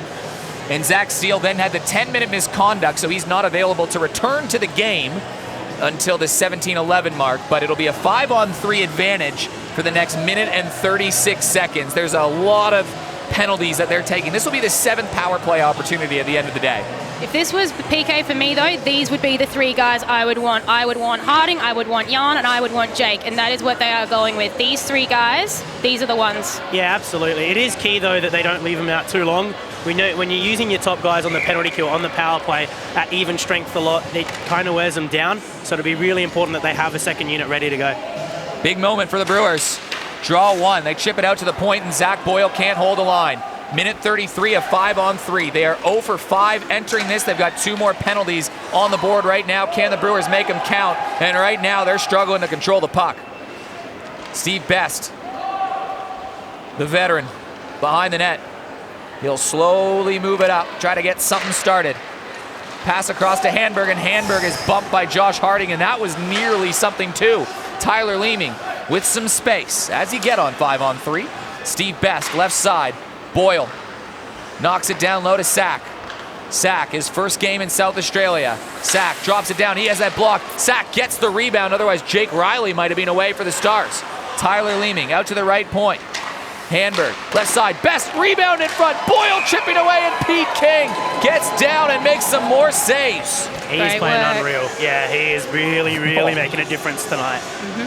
It's huge, and especially for a guy like Glenn Forbes-White, who'll be watching this game, loving it, because Pete King wasn't expecting to play for a little while, and then when he got the nod to play, he's just turned the gas on, and he switched his mindset on as well, because he's such a competitor. And Josh as well, I'll keep mentioning him because he keeps doing the right things. He is right there, and Zach all he can do is say, yeah, you got me, I'm not coming anymore, sorry mate.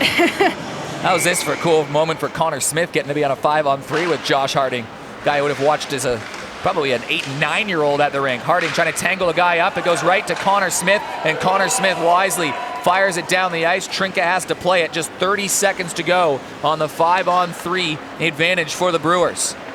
Zach Boyle out of his own zone, pushing the play up the ice. Boyle carrying it in deep. Can they set something up? Boyle stops down in the corner. Back to Steve Best. To Ben Handberg with space. Handberg has that block, and it's getting there first. Cleared down the length of the ice by Jake Hazel, and it'll all but kill off the first of 2 penalties taken within a matter of 30 seconds from each other. Brewers all over the Stars right now. Best down low. First penalty comes to an end. 20 seconds to go on the next penalty, so they're back to 5-on-4. Best gives it back towards Leeming. Back to Steve Best. Best in the corner. Tyler Leeming. These guys are great combo with the Red Wings in the local league. Steve Best down low again. Swiveling, working around in front, knocked away, and the Stars clear the zone. And the Brewers are now 0 for 7 on the power play so far. Noarlunga has got away with a few. Really well done down there by the boys in the Noarlunga team. That was a really well done PK. That was very well done, and I think you're seeing the frustration start to eat away at the Brewers. You've got almost too many men. A guy got called back very late and then icing the puck. That play on Steve near the net, you probably would have liked to see him set up on that 5-on-4, use the guys around him. That was a little bit too, I guess, drastic of a move to try and pull that in front of the net and score on a guy like Pete King, who's faced 30 shots and only let 1 in. And especially on that post, I feel like King is really getting that angle right. All those posts, they're there for a reason. Peter King's got that shut down. Trinka has to make a poke check save as Jan Kubik was going towards there, and I think a player broke their stick. Brewers on the right side, Leeming chips this forward, goes in behind the net. Pete King has to backhand it with a guy coming down, and it was almost another penalty that Madsen took, dragging a guy behind the play. Here's Jake Riley, though. Riley, explosive, whips one through. That had eyes, but it had eyes to go up high and wide. Back down low, picked up by Nicola Powell. Powell, the Italian turned Aussie, up the ice with some space. Powell fires one through. Pete King, another big save. Back down low, back to the point. Cameron Pope through traffic, tip, rebound, wide open cage, and Tyler Leeming couldn't pull the trigger. Josh Harding plays it around the boards. Leeming there first. Leeming through traffic, flutters off the boards, and Jake Riley will pick it up off the backstop as teams go for a change. Riley cuts his way up the center of the ice, looking to go now. Riley swivels, makes space, fires, and it was just evaded Trinka a little bit as it goes back behind the goal. Back towards the left point. Madsen winds, fires, and someone has dropped a stick. Another penalty. It's a slashing call. So many penalties in this game. Yeah, and the Stars are really undisciplined right now. I think an offensive zone penalty is almost never justifiable, and that was just a slash in front of the net. One thing the Brewers need to do is, now that you're 0-7, 0-8, you need to start doing something different. Obviously, you'd like to see them get set up, but that's something you can work on during the week in practice. I think now you got to go to trusted systems, or even you're seeing Tommy Sack line up. Oh no, never mind, he's coming back. But you're seeing different things trying to get set up because you need to. Same group going out there. Handberg on the draw, Sack on the left wing, Leeming on the right, Steve Best and Zach Boyle man the point. Draw one, Sack back towards the right point, Zach Boyle. Boyle through traffic, Pete King rebound down there, jamming away at it, Tyler Leeming, but Pete King gets the pad down and makes the save. Lots of control. Hazel's there. There's some talk with Conor. You know, it's all happening for the Stars. They've still got some control there. No argument that they need to be a bit more disciplined with their penalties, but on their PK, they are solid. 0 for 7 seems pretty good for a power or for a penalty kill perspective. Hard to deny that. Well, they're 7 for 7, I guess. Handberg on the draw again. He's gonna.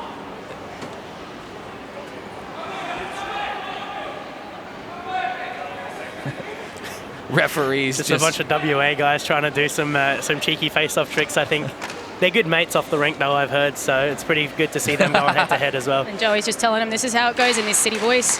Draw one. Best tries to fire through. Johan Levesque was bearing down on him. He would have been away. Stars have done everything but score on their penalty kills. They're 7 for 7 in terms of killing penalties, but here comes Johan Levesque. Levesque working down the rink, walks in all alone. Levesque, off the side of the net. He's already scored one, and that's the second post that he's hit. Unbelievable. Stars creating even when shorthanded. But the Brewers go the other direction. Now the other Western Australian, Tomek Sack, walks in and he just slows things down. Drops it over. Handberg settling it down. Right side, whipped across, and Sack wasn't quite ready for it. Steve Best played it across the ice. Jumps over Tyler Leeming's stick. Best back down to Leeming, goes over his stick again. Tomek Sack down in the corner to gather for the Brewers. Sack in front of the net, steered away by Pete King. Steve Best back behind the goal. Best working it back down low. Looking for a man, knocked off the puck. Sack dragged down just a little bit, trying to pick up, and here's Jake Hazel. Chips it off. Levesque can't quite clear the zone. It finally goes up and out. Brewers are begging for a delay of game call. I don't think they're going to get it with 46 seconds going to the power play. Johan Levesque almost scored a goal, though. Yeah, some good speed there. Just great aggression on Zach Boyle, and you saw it just a little bit later on that play too. He goes to the defenseman on the penalty kill. He goes straight to the defenseman and tries to go for that rush. He skated straight through and almost scored there on Trinker as well, as the net cam shows us. Perfect positioning, though, from Trinker. I love the net cam. Oh, absolutely. It tells you a lot, doesn't it, Jeremy? You've got your own highlights, so you can see where the goalie has gone. Oh, whoops. And when the goalie has gone, oh, yeah, I'm the man. I just did it. Mm-hmm. That's going in my highlight reel on my Facebook page. It always does, doesn't it? On Jeremy Friedrichs, it definitely does. Mateusz Trinka, oh, it's another penalty for the Stars. They're calling the delay of game on it. So it's the third 5-on-3 that the Brewers have had today, and they haven't scored on any of them yet. This is almost boom or bust. You have to score here, surely. Draw one by Klein. Tangled for it at the center line. Nicola Powell there in support. Chipped out by O'Brien. Powell trying to hold the zone. Riley can't keep it out, and now 4 Brewers are ahead with just 2 Stars in the zone. Working down low. Tyler Boyle all the way around the goal. Back off again. Klein trying to play it down low, and the Stars clear the zone. This is the 9th penalty, and we're at the end of the second period that the Stars have been down. They've been shorthanded for most of the game. Back down the other way. Powell stops to the point. Left side. Powell again. He's got Wise at the point with him. He circles it around. 5-on-3 about to come to an end. Wise through traffic. Kick save. Rebound in front. Jake Riley tried to do a bit too much. It's led ahead, and out of the box is Jake Hazel. He's got Riley with him, and Hazel falls down and pushes it forward.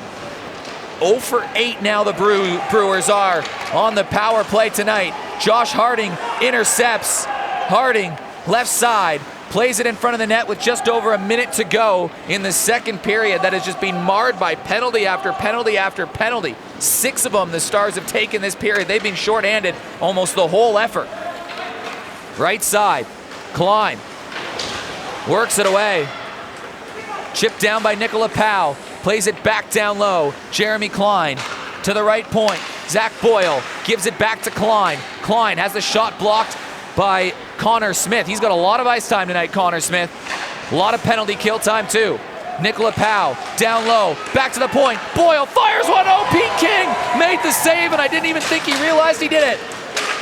Boyle kicks it forward, off a body and out, and the Brewers, I think, are going to touch this up, and that will be 0 for 9 for the Brewers, and the Stars are going to get an opportunity.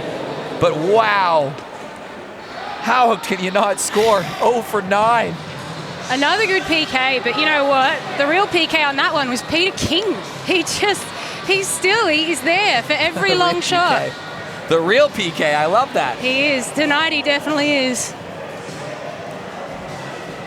9 power play opportunities. Well, you got to imagine, what would it be like if they weren't getting all these penalties? We're 2-1 with the Stars up. They've gotten every penalty kill absolutely down-packed. What would be happening if they weren't getting them? Is it frustration city in that locker room? It would be, but that's also where that period break is going to be crucial for him. Harding with a shot, 4-on-4 for 14 seconds to go. It's cleared the other way. That should be icing. It is. So with 10 seconds to go, one last offensive zone face-off for the Stars. Yeah, Jeremy, this is a drought we're watching in 40 minutes of hockey. It is, and it's not one that you love to see if you're a Brewers fan, but it's something that, you know, you kind of had to expect. I think teams, especially their special teams, when you're trying to build a system, that's probably not the first thing teams are doing. I think they need to really focus on that defensive zone structure and things like that when they're training together for the first time. So I'd expect that the power play gets working a lot better as the season goes on. No goals in this second period, but 6 power play opportunities for the Brewers. They couldn't score any. Back in the first period, Jake Riley and Johan Levesque had goals for the Stars, and Reggie Machos had one for the left side. A lot of power play frustration, I'm sure. Dave Muggleton, he's down on the rink. We're going to go him in a second because I think he's got Steve Best. Dave, down to you. Thanks, guys. I'm here with Steve Best. Now, first of all, 2 periods done. How is the Super League? Yeah, it's pretty much what I expected. Fast, pretty physical, and pretty high caliber. I'm pretty happy about it. Physicality definitely kicked up an extra notch in that second period. So did the penalties, though. What was how has the game kind of progressed as the time's gone on? Hard to say. I think we're not using the momentum we're getting on the power plays. I think we had a 5-on-3 there we didn't capitalize on, and they have a good power play. PK, sorry. Their goalie's actually keeping him in it. I think, he stopped like 5 or 6 rebounds on one of them. He's pretty much keeping them in it. And yeah, we got to get the momentum back and scoring our chances we got. So your shots on goal at some point there have been almost double what the Stars have been.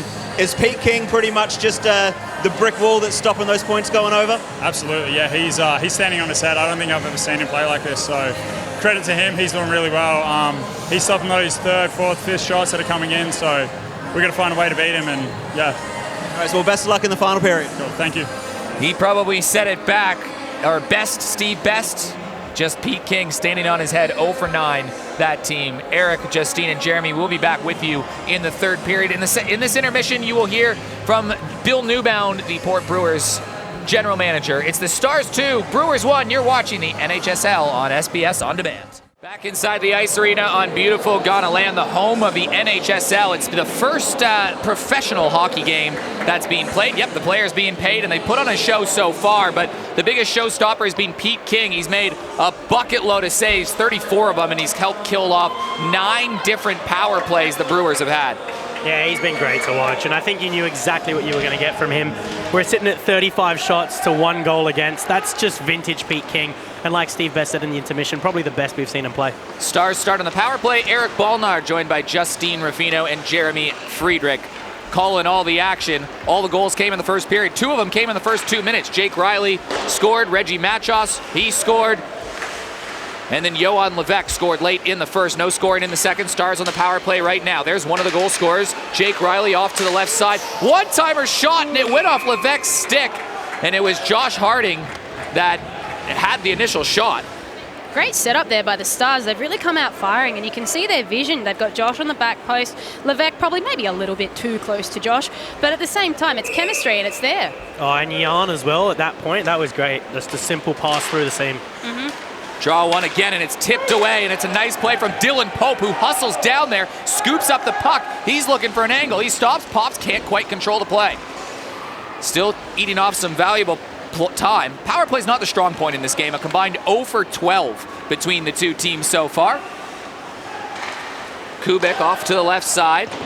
Josh Harding was trying to race in behind it. Johan Levesque was there. Dylan Pope, first one, plays it off, and that's knocked out of play by Josh Harding. What was the stat breakdown from the second period? Yeah, so we're looking at now 35 shots for the Brewers to 1 goal, and then the Noarlunga Stars with 20-2. In the face-off department in that second period, the Brewers won 12 face-offs, Stars with 10. That's a turnaround from the first period. It is. It was 15-6 for the Stars in the first period. But we're seeing guys like Foal, who we haven't seen play centre much, win 7 face-offs, joint most for the game.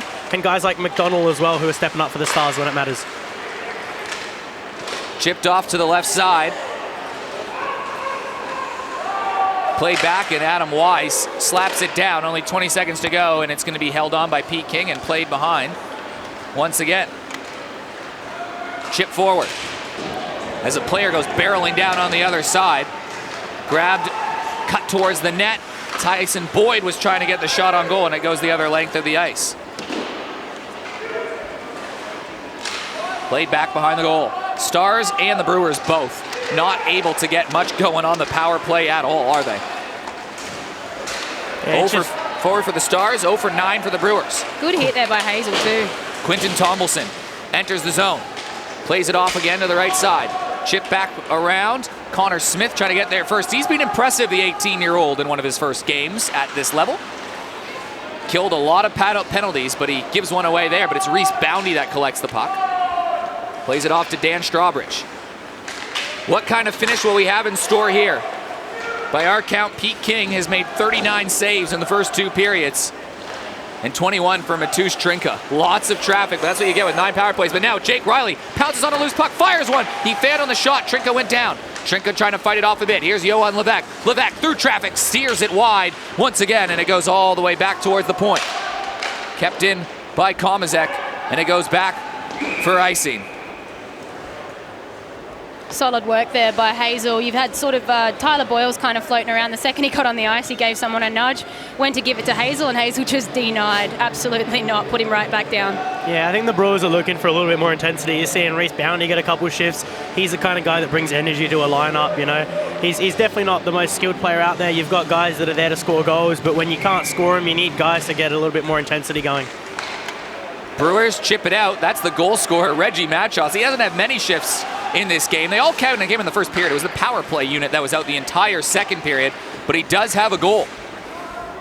This is the third period of the first game of the Pro League. Kubik, nice pass over. He's looking for Jake Riley. That goes off his stick and back into the corner. Cameron Pope trying to knock it away. Back in behind the goal, Zach Boyle plays it off to Pope. Pope chips it off to the right side. Kept in by Tomek Sack. Sack plays it forward to Steve Best. Best knocks it forward to Ben Handberg. Best collects the puck on the right side. Best across, Handberg scores! Best to Handberg! It's a tie game! Nicely done there, and that line finally getting some stuff going between those guys. I think that all starts with Zach Boyle, though. You're seeing there on your screen, he pinched up, made a hit on Jake Hazel, which turned the puck over. Great headman play from Steve Best, and I think Madsen should have had probably Handberg there at the back door. Great goal and some great work from that top line. Yeah, I think that Madsen really missed the beat there. He's such a physical player. I would have thought he'd had Handberg completely tied up, because that was a really nice backdoor play. And unfortunately, that's just going to go their way that time. Yeah, it's hard to play that 2-on-1. You don't want to give that forward too much time, otherwise he walks in on a breakaway, but you have to make sure that you don't let that puck get through. That's the basic principles of a defenseman there. Absolutely. Back again, we're now all tied up. 9 power play opportunities, and they haven't scored on any of them, but they made it a 2-2 game. Tomek Sack looking for a little bit more. Sack feeling it, fires one in. That almost fooled Pete King. Racing back, grabbed up by the Stars. Ambrose Foster getting on the ice, plays it off to the left side. Chip forward, Mcdonald trying to hold on to it. Ambrose Foster enters the zone, plays it in. Matusz Trinka had to stick the pad out to make a little bit of a save there. Adam Wise banks it off the boards, but Marko Komazek standing at the point banks it back in. Wise collects again for the Brewers. Given back away, Levesque collides into a player, and Reggie Machos chips this back. Some fourth line action for the players right now, but here's Tomek Sack. Pushing a man forward, Cameron Pope pinching up. He's normally a defenseman. Back pass forward, Pope trying to get another shot. He got knocked down in front of the net, and back go the Stars with Tyson Boyd bobbling the puck in behind the goal. Centering play, Foster was looking for a man coming in. Mcdonald backhanded pass, and then he gets laid out. Pete King going back and playing it. Banks it off the boards towards the Stars bench. Reese Boundy trying to go forward for the Brewers. Getting there first is Tim Benson. Teams haven't played a lot of consistent 5-on-5. Now a loose puck in front. Pete King has to make a save on Tyler Leeming. Rebound back behind the goal. Leeming looking for it again, and here's Ryan Full, who will carry it out for the Stars. Leeming couldn't quite hold it. Zach Steele back on the ice after serving a 10-minute misconduct. Settled down by Kyle Collier. Good to see him back out on the ice as he was on the other end of a head check earlier in the game. Back on the right side. Ryan Full trying to push it forward. He collides into Dan Strawbridge, but Strawbridge was able to move the puck forward for the Brewers. A little bit of neutral zone play right now. Tristan Reese banks it forward. Tyler Leeming enters the zone. Rattles one a little bit wide, chases his own rebound. Fires it back towards the net. Jeremy Klein and Nick Powell trying to join in support. Powell tied up on the other side. Knocked away. Ambrose Foster trying to dig in and make something happen. It's Conor Smith, rather, making it happen. Back towards the right side. Giveaway. Zach Boyle tried to chip it forward. Stars trying to get away on the break. Ryan Full plays it to the neutral zone for Jake Riley. Riley's got Levesque with him. Riley out wide. Levesque in front of the net. Riley chips it off the back of the net to himself. Skirmishing away at it now. Kicked away by Matusz Trinka. And I think Dan Strawbridge might have got a stick to the teeth on that one. Chipped in, that's going to go offside. So, hey, is this our longest passage of play without a penalty being called? I would say it would be close. Yeah, absolutely. Huge lift from the Brewers, though. I mean, the intensity for them, that's just a massive difference from the first and second period for sure. Yeah, it really seems like Coach Villani really got in their ear there because they needed to come out and play a different style. Some really good intensity because they were really struggling to get anything going on those power plays, and it's looking really good out there. Yeah, I think that goal definitely benefited them. Not just on the scoreboard. Stars with the puck off to the right side. It's a nice pass to find Johan Levesque. Tried to kick it to himself, goes back, and Josh Harding there to collect. Steve Best upends in, Tomek Sack back up the ice of the Brewers. Fires a shot in on goal. Brewers just firing everything they can at Pete King. Steve Best said Pete King's playing the best he's ever seen him play in that intermission interview. Jake Riley down the wing. He gets knocked down by Zach Boyle, and Boyle then crunches him again after the fact into the boards, but Jake Riley draws a penalty. Some extracurriculars ensue. No, you walk away from that one. The Stars are being smart here. They're walking away because they know they don't want the penalty. They want that PP. Yeah, look, I think Boyle almost had to take that. When Jake Riley's beating you out wide, there's not much you can do. That guy scores almost every time he gets that chance. So, look, it's not ideal, but it's also a penalty that probably had to be taken there. The 14th power play opportunity this game. Over, as the cool kids would say. We might even see our first power play goal of the season. Well, the Stars haven't had a lot of power plays tonight. I mean, they've had them, but it's one of those things that they've had them, and then there's been a penalty called for them, and they haven't really had a chance to take advantage of it. That's true. They have been. That's a great point, Justine. They have been cut short a lot of the time. Ryan Full wins another face-off, but it's Dylan Pope off the draw, in all alone, short-handed. Pope stopped by Pete King. Dylan Pope has still got it after a year away from the rink, and now he's getting involved after the play on the right side, and he just took a penalty. Dylan Pope takes a penalty on Jan Kubik after creating that, and now the Brewers are going to get a 5-on-3 opportunity, their first one of the game. Tell you what, smart. though. Yeah, not smart. No, not a great penalty to take, but I was going to point out he's been a great penalty killer all night. Mm-hmm. That kid does not stop moving his feet, and it's something that the Falcons were missing in the Premier League this season, and just the Brewers in general need that electricity. So, it's a real shame. Would have been good to see him for him as a player to bury that, but at the same time, you can't take that penalty on Kubek either. Nah, look, he's a really, really quick player. I think he's underutilised in his position at the Falcons, especially having taken the year off. I think Dylan has got a lot that he's going to do in this league, but you have to keep your emotions in check. You got to do it. Well, it's gut check time now. 5-on-3 for the Stars. Kubik settles it down. Got Levesque standing in front of the net. Here's Jake Riley. He's already got a goal today. That goes up high, but it's Harding, Kubik, Levesque, Riley, and Full. A lot of goals on the ice right now. Absolutely, and a good block there from O'Brien just to get himself settled in. This is still his first game. Obviously, it doesn't feel like it now that we've been watching these guys play for almost 2 hours, but yeah, he's really settling into his role on this team as well. Are you guys having fun tonight? Absolutely. Oh, yeah, absolutely. I'm loving these comms from Jan. He's out of breath, but he's telling them, he's like, this is what we're going to do. There is some plans there from the Stars. Josh Harding with a shooting lane blocker saved by the 17-year-old Matusz Trinka. Kept in by Jan Kubik. Well done, Jan. Jake Riley back down low to Kubik. Still a minute to go on the 5-on-3. Harding back across. One-timer, Matusz Trinka with a ridiculous save going across this. Unbelievable. And they wanted the highlight reel. There's one for Matusz. And I think there's a penalty being taken for the Brewers as well. Yeah, delay a game there from O'Brien, but that is ridiculous from Trinka.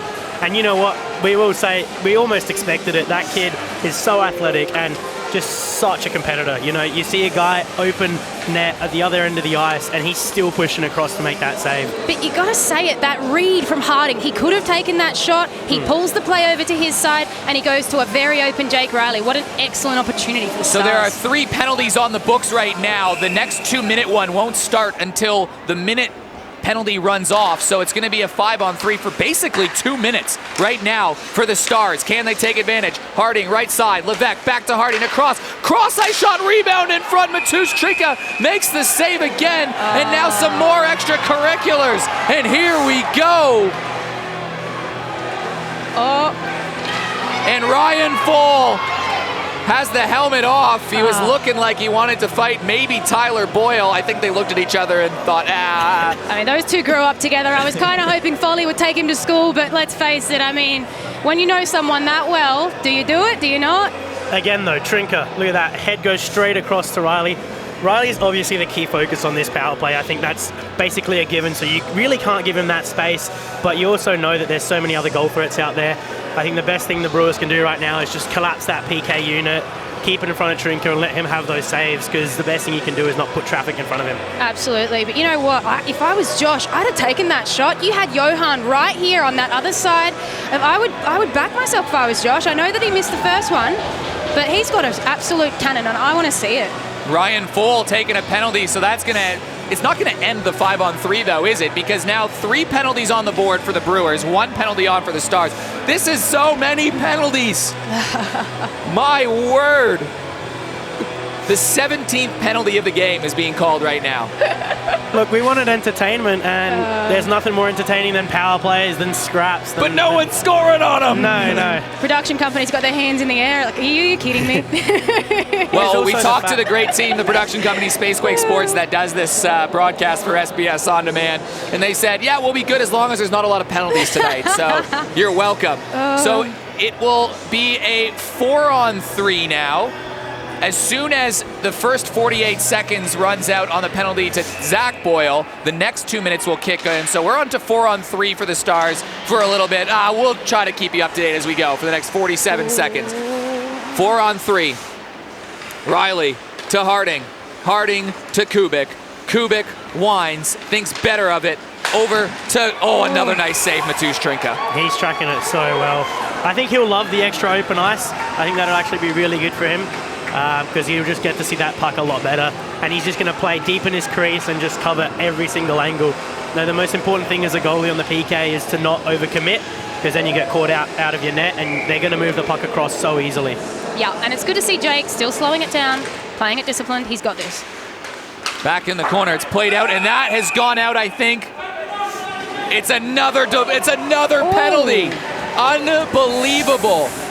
The Brewers now have 4 penalties on the board. They've got Zach Boyle, Dylan Pope, and then 2 delay of game penalties that haven't even started yet because they can't start until these other 2 penalties are over. This is obscene. The tables have literally turned. Last period it was the Stars, now it's all the Brewers. 5 players are in the penalty box right now. 4 of them are for the Brewers, and this is the 18th penalty that's being called, and we don't have a power play goal yet. And especially the Brewers are running thin on defense. They've lost 3 of their 6 defensemen, Zach Boyle, Cameron Pope, and Jake O'Brien. You're seeing Daniel Strawbridge out there on the penalty kill. It's still 4-on-3 and another nice save from Mateusz Trinka until 20 seconds from now when the next one expires, where it will remain 4-on-3 until Ryan Foles' penalty expires, and it'll be 5-on-3 again. Have you kept up? Good, because I haven't. 8 seconds to go in the penalty to Zach Boyle, so that will come to an end, and the penalty to Adam Wise will commence now. So still 4-on-3 for the next minute and 12 seconds, then it becomes 5-on-3 as it's cleared back towards Pete King. Good stuff from Strawbridge there too, just to get that out the zone. That's some real good discipline from a guy that hasn't played much at all at this level. Jan Kubik enters the zone, looking out wide, stops, plays it back towards the point, laid over to the left side from Smith to Riley, and another save from Mateusz Trinka right as the penalty is expiring to Dylan Pope. So now the next penalty commences, which means it's still 4-on-3. Didn't I just say we went through the longest passage with no penalties, and then 5 penalties were called in a space of 3 minutes? I think you might have jinxed it, Eric. I think you've done it. Although important to see that different units are coming out now, because the Stars can't just keep the same guys out for the whole whatever amount of penalty times we're going to end up having after this passage of play. And we've been playing hockey for 2.5 hours at this point, just about. I mean, they're going to get tired. Long shot in from the point. That gets knocked away. Kicked out towards the side again. 30 seconds to go on the penalty to Ryan Full. Then it'll be 5-on-3 again for the Stars. A few 5-on-3 opportunities this game and no power play goals. If you're just joining us, all the goals in the first period, and there have been 19 penalties called in the game.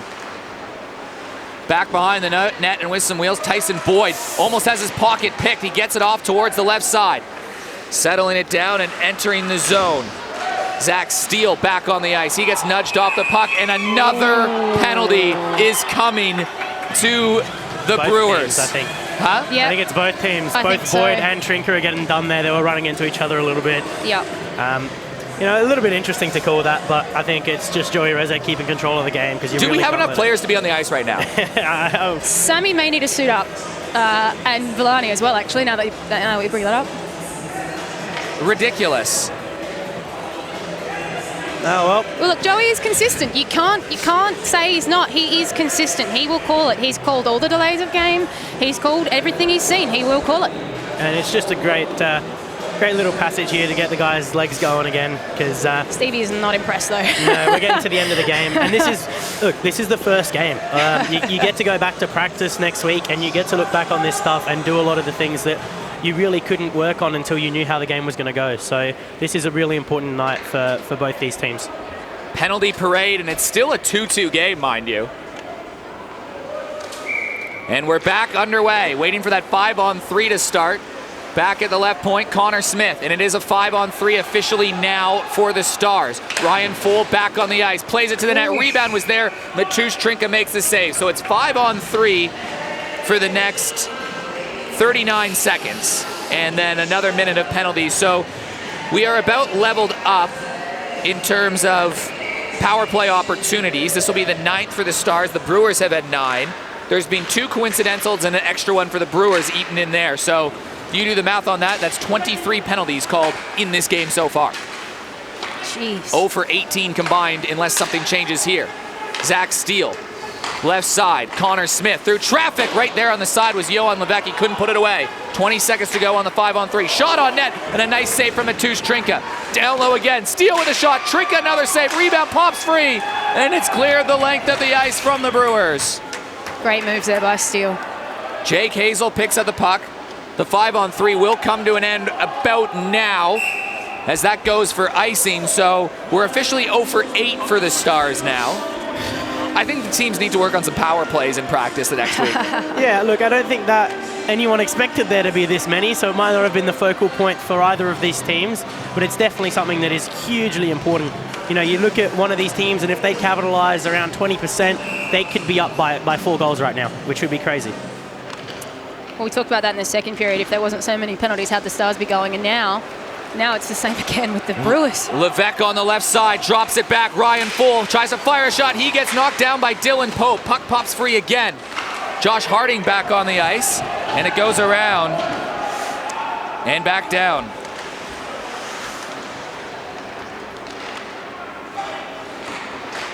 Right side, Levesque works out wide, tries to lead a man forward. Penalty comes over, but Jake Riley in the slot tries to go up high. Teams now both 0 for 9 on the day on the power play. 0 for 9 on the power play. 23 penalties called each. There have been 5 different 5-on-3s in this game. That is not an error on our behalf. Nicola Powell.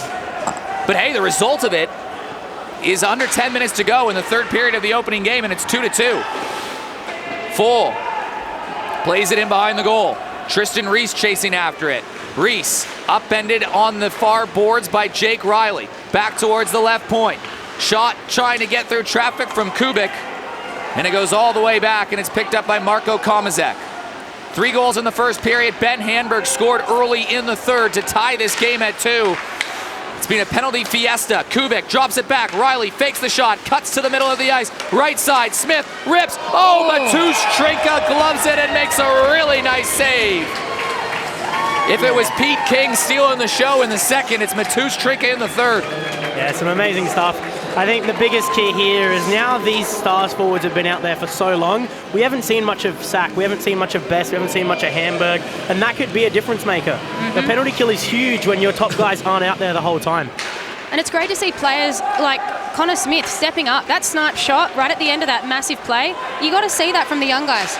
Handberg up to Sack, he's behind the defense, dangles around one. Tomek Sack keeps the puck going, and it finally evades him and goes back behind the goal. But grinding away behind there, Jake O'Brien. He's getting some time on forward right now, it looks like, Jake O'Brien. Can't quite clear it. Steve Best trying to hold his own. Given away. Jake Riley by the defenseman, cuts to the middle, still on his feet, tries to play it to the point, but nobody was there. He deked out Cameron Pope coming off the rush. Conor Smith plays it on net and receives a little bump. 7 minutes to go. Long stretch pass ahead. Pete King back behind the net to play it. King will lay it off to Jake Hazel. A rare stretch of 5-on-5 hockey right now. Off to the left side. Quinton Tomlinson enters the zone, drops it back. Jake Riley was trying to find it, and the Brewers bat it back the other way. This one goes for icing. Yeah, unfortunate there from Quentin. I mean, he's a good stick player. He's done a lot of work in that on the Premier League and the Falcons doing that. But in this league, if you're going to do those back passes right behind the legs, you got to make sure those are absolutely tape to tape. Yeah, for sure. Look, you really can't be turning pucks over at 2-2. No. With what are we on? 6 minutes to go now. It's a really, really tight contest, and now there's no time for fancy stuff. And if it goes to overtime, it'd be 3-on-3 like the NHL, then a shootout. That would be fun to watch, unless there's penalties again. Pass forward, back in behind the goal. Jake O'Brien looking around the situation, but Levesque was there, almost turned it over. Coming off the bench is Reese Boundy. Left side to one of the goal scorers, Reggie Machos, and skated forward by Tyler Boyle into the corner, but it takes a funny bounce, and the Stars bounce off a player and get it out. Levesque receives a shot from Tyler Boyle, but here comes Reese Boundy. Marko Komazek down on him. He knocks it to the boards, and Komazek just clears the zone just enough. Komazek drops it back. It was offside. So 6:15 to go. Port Adelaide have tied it up early in this period, but now we're in for a grandstand finish. Yeah, I think everyone's going to be at the edge of their seats as this game starts to wind down. You're getting guys noticing that the clock, you got to be aware of the clock at this point, and I think guys are starting to notice that, and they're starting to really make the most of their chances. And they're starting to grind away as well. You know, people are tired, they're panting, but they've got to dig deep. They know it. This is where you see the effects of that 60-minute stop time. We haven't seen too many of that all season long. Draw back around the left side. Stars try to clear the zone. They chip it off the far boards. Getting there first was Ambrose Foster, who's getting the shift, but he can't clear the zone. Tyler Leeming trying to push it towards the front of the net. Foster backs it down, and he tries to play it out, but he can't clear the zone. Jake Hazel backhands this back right to a Brewers stick, though. Brewers doing a good job of keeping this in. Adam Wise plays it in front of the net, and Pete King wisely just smothers it to stop that passage of play. Yeah, Foster's got to be careful there. He's turning it around to put through the middle of his own zone, and we're 2-2. He's got to get out of there. Jake Riley scored 35 seconds into the game. Reggie Matchos tied the game just minutes later. And then Johan Levesque scored late in the first to make it 2-1.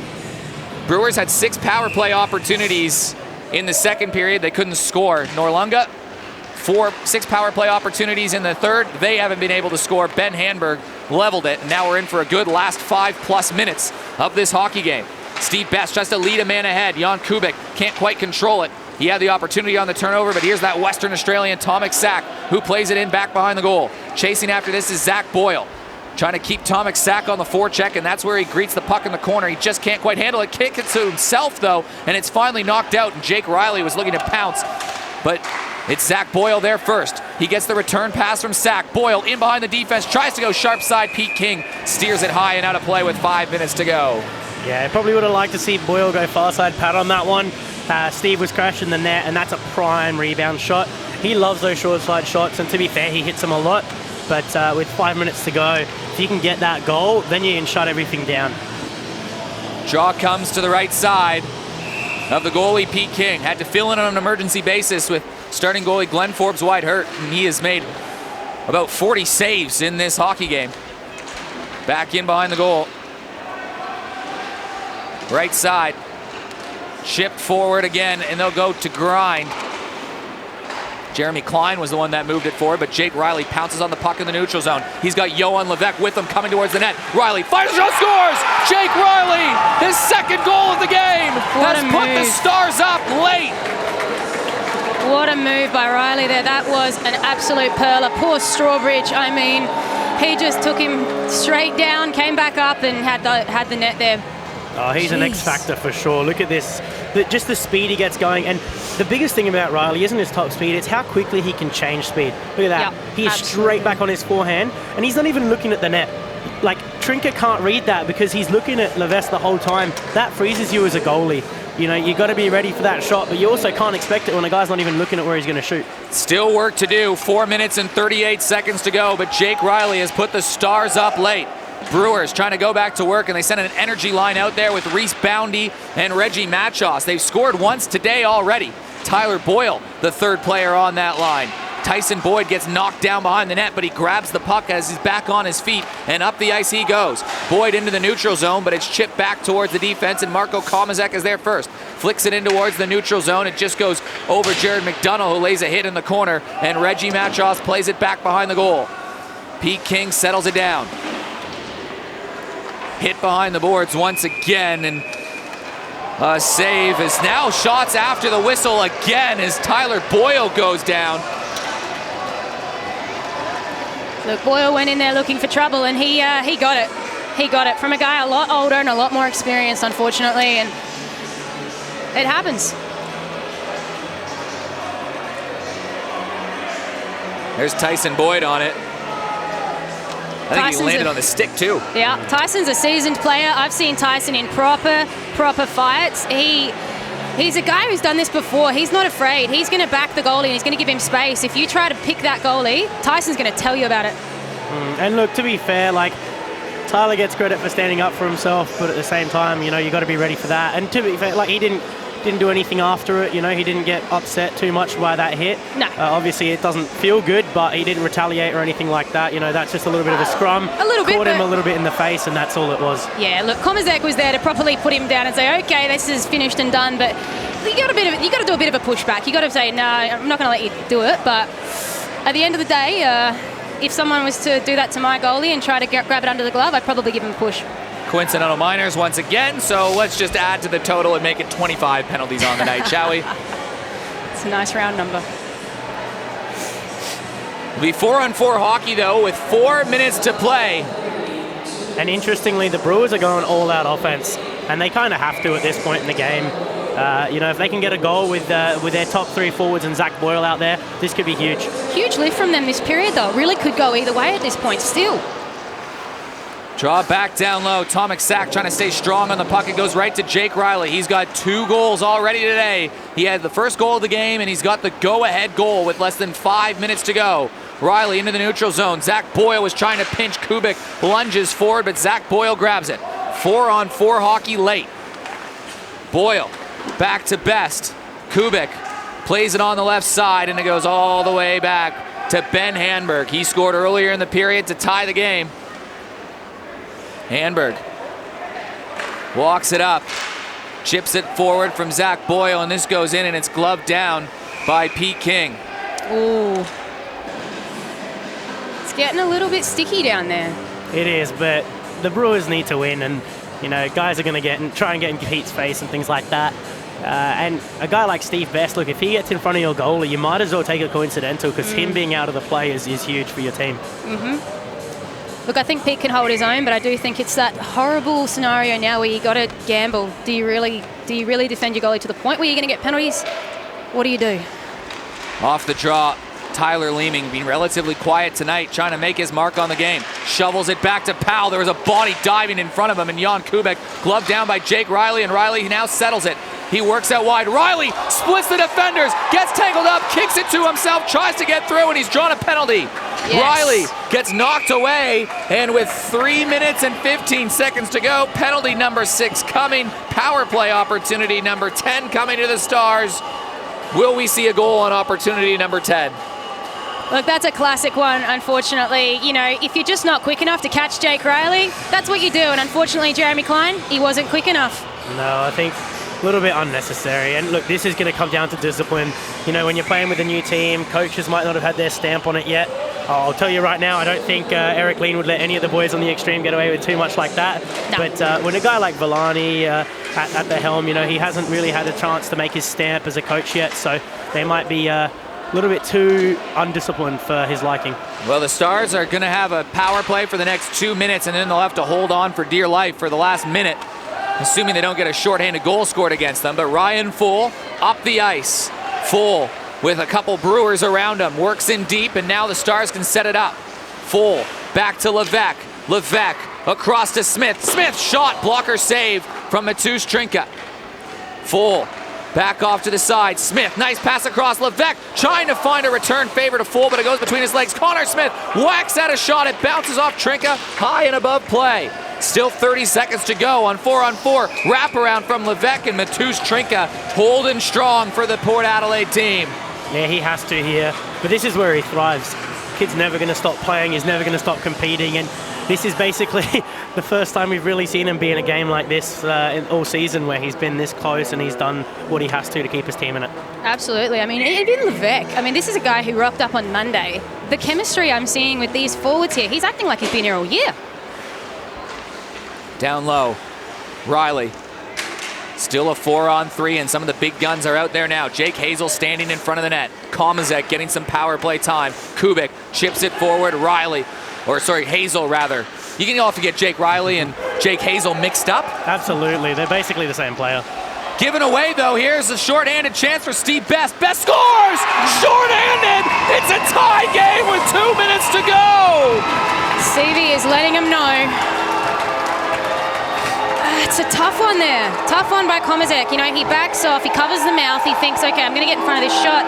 Do you do that, or do you go for the player and leave the goalie open? Look, I think Pete King was a little bit risky there with that one, but yeah, Komazek is right in the lane, and I think Steve knew that. He used that very well, because Komazek was a little bit hesitant. Pete didn't see that, and unfortunately, look, it starts with a great pass from Zach Boyle.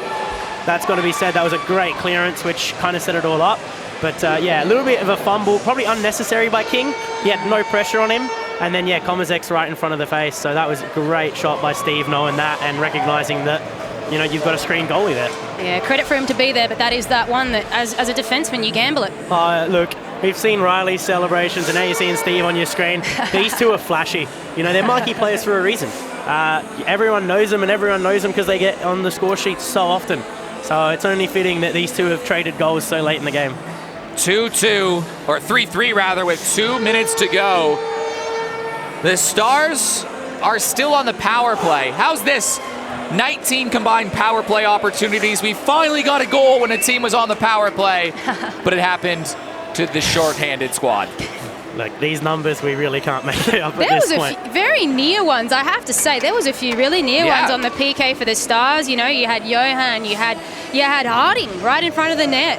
I thought he was going to have one as well, so it's really hard to say in this game.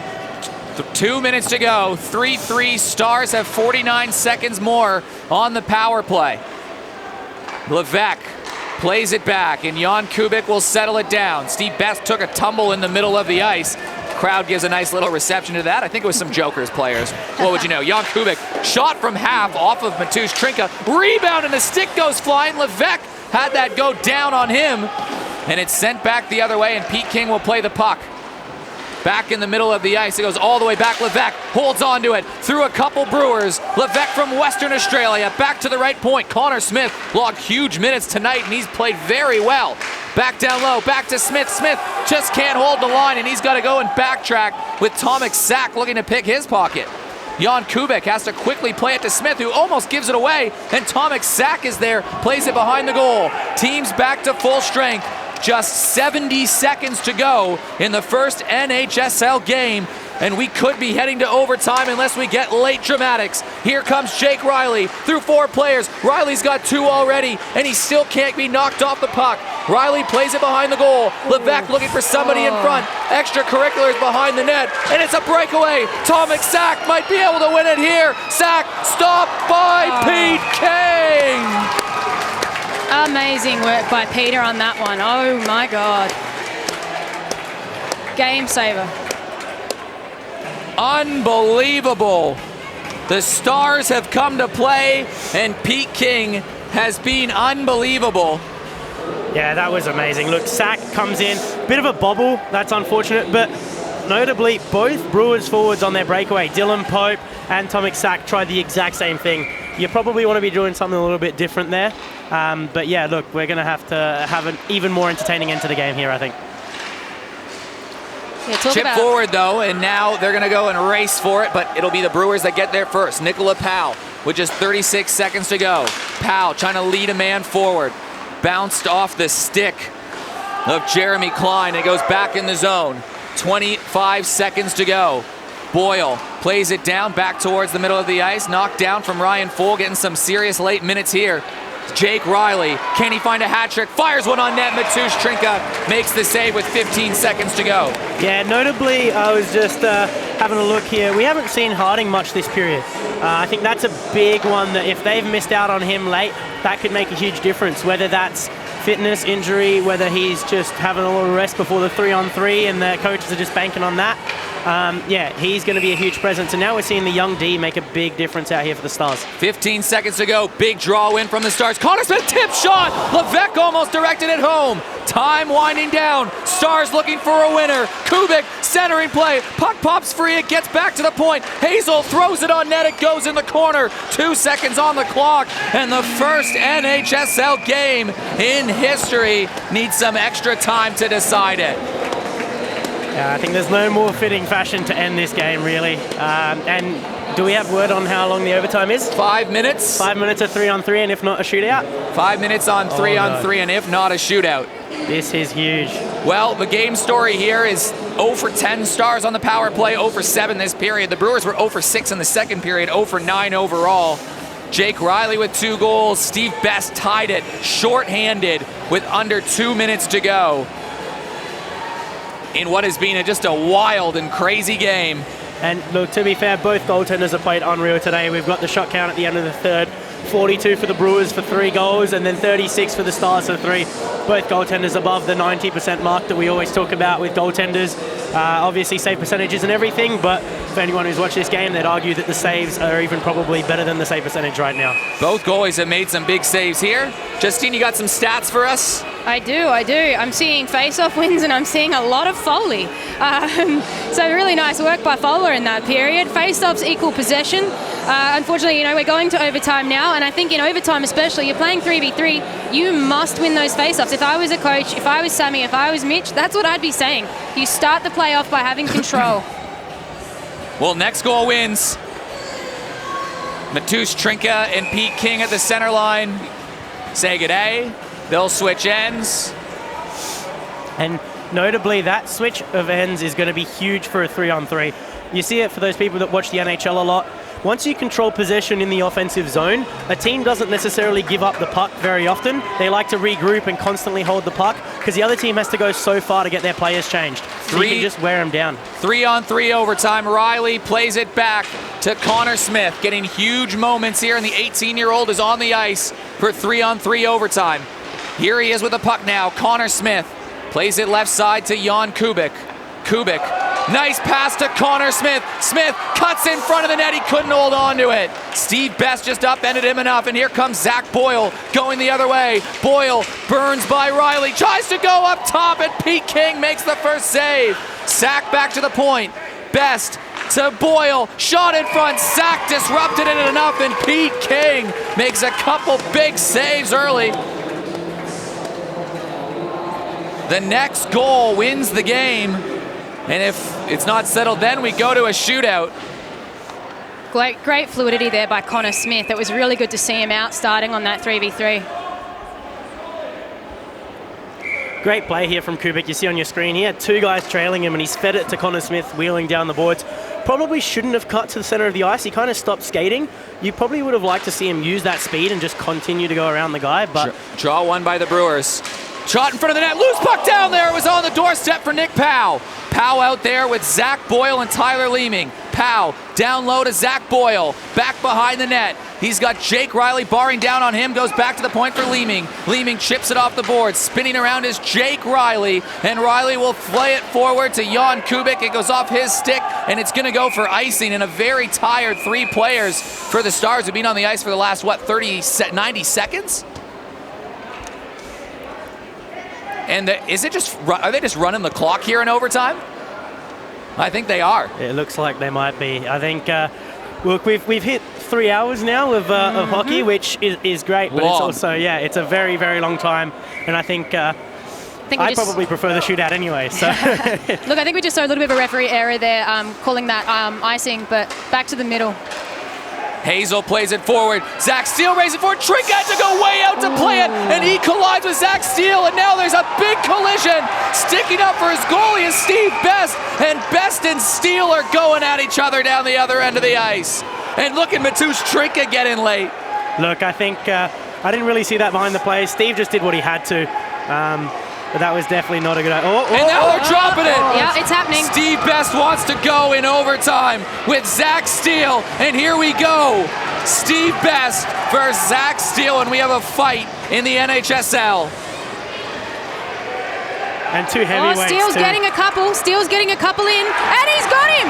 Steele's got him down. Steele takes him out. Steele takes on Stevie Best. And he beats the Best. Wow.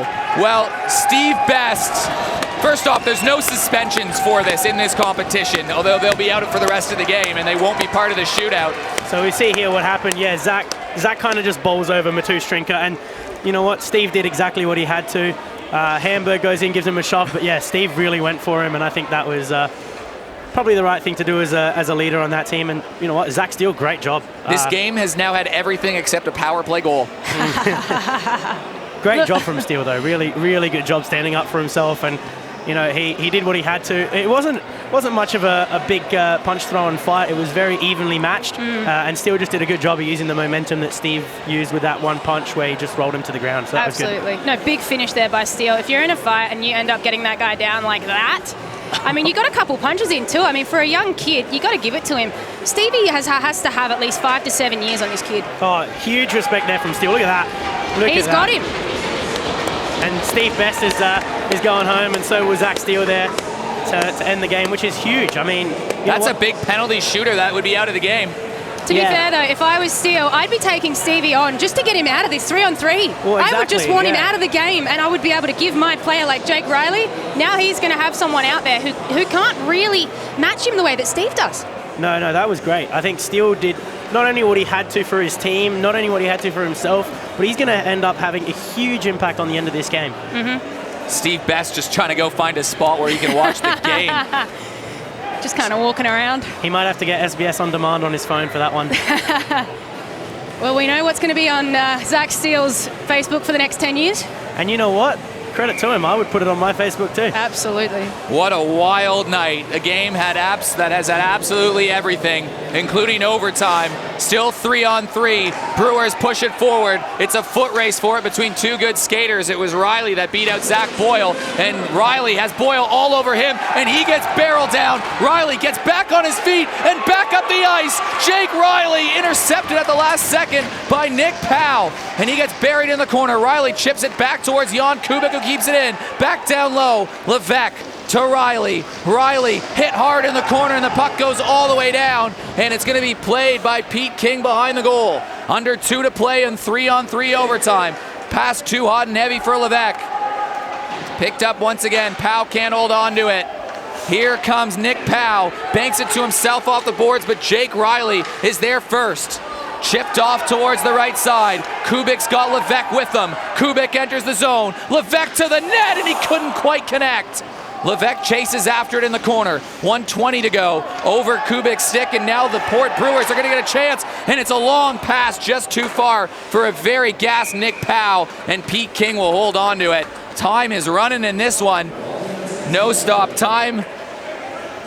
They needed the change on that one now, too. Zach Boyle hasn't left the ice yet on the 3-on-3. That's 5 minutes where this guy's been out there. Obviously, his forwards now have actually got a really good matchup if you look at Hamburg and Sack. But, yeah, he's going to have to really keep his feet steady here and play defensive on that 3-on-3. Zach Boyle fires a shot on goal. Wobbles in behind the net. Tip back behind the goal. Conor Smith trying to get it. Puck John dead. Clock still running. 40 seconds away of real time from a shootout. What would you pick for shootout, Jeremy? Who's got it? For the Brewers, I actually really like Hamburg's chances. Sack, he's looked very dynamic today.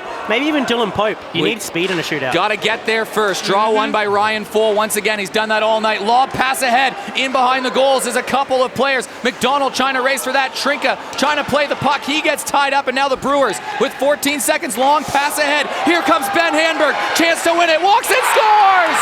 Ben Handberg wins it with 10 seconds left, and Port are the winners of game number 1. Well, there you go. That's probably why he's good for the shootout. What a game, but though. I will say, Trinka, that was amazing play with the puck. He's dragged the guy behind the net, passed it to his D-man. D-man seen Hamburg cut through. That's amazing. We even have a goalie assist in this game. Oh, Trinka's going to want that one, I think. To be fair, the odds on Trinka getting an assist would have been pretty low. He just always ends up on the score sheet. Unbelievable game. Penalties, fight. The star players came to play, and Ben Handberg has emerged as an early star of the season with 2 goals, that being the winner. Yeah, huge tying goal and then the winning goal as well. That was amazing stuff from him. And you know what, Trinka and King both deserve a lot of credit. Not sure if we'll see King again for the rest of the season, depending on Forbes White's condition. So that was really good to see him come out and just really, really steady the ship for them. Well, it'll go down as still they get a point, which could come in handy towards the end of the season. You saw just about everything in this game, including a goalie assist, a fist fight, 25 penalties, Eric? Is that what we're at? 25 penalties. Well, no, 27 with the fights now. Oh, that's right. I can't forget, 27 penalty minutes. It'll go down as 2 points in the books for the Brewers, 1 point for the Stars. Love that it's close, though. The Extreme get to play next week, the Brewers, who won, and if they win, they go to first place. It's as simple as that, unless they don't win in overtime. Then they don't get the full 3. Dave Muggleton is going to be on the ice pretty soon with the player. We'll see if he can grab Ben Handberg or something like that. What a wild, wild game that was. I don't even know what to say. Yeah, look, no one could have predicted this. No. We really had no idea what to expect, and to be fair, it really delivered. No one left the crowd early. Everyone stayed, and we're at 10 o'clock on a Friday night now, so that was really good to see, and really good engagement from everyone, and credit to everyone who's put in the hard work. And the game really told a story. I mean, we started out, we've got, this game that's sort of going the Stars' way, then it's going the Brewers' way, we've got back to the Stars, now the Brewers.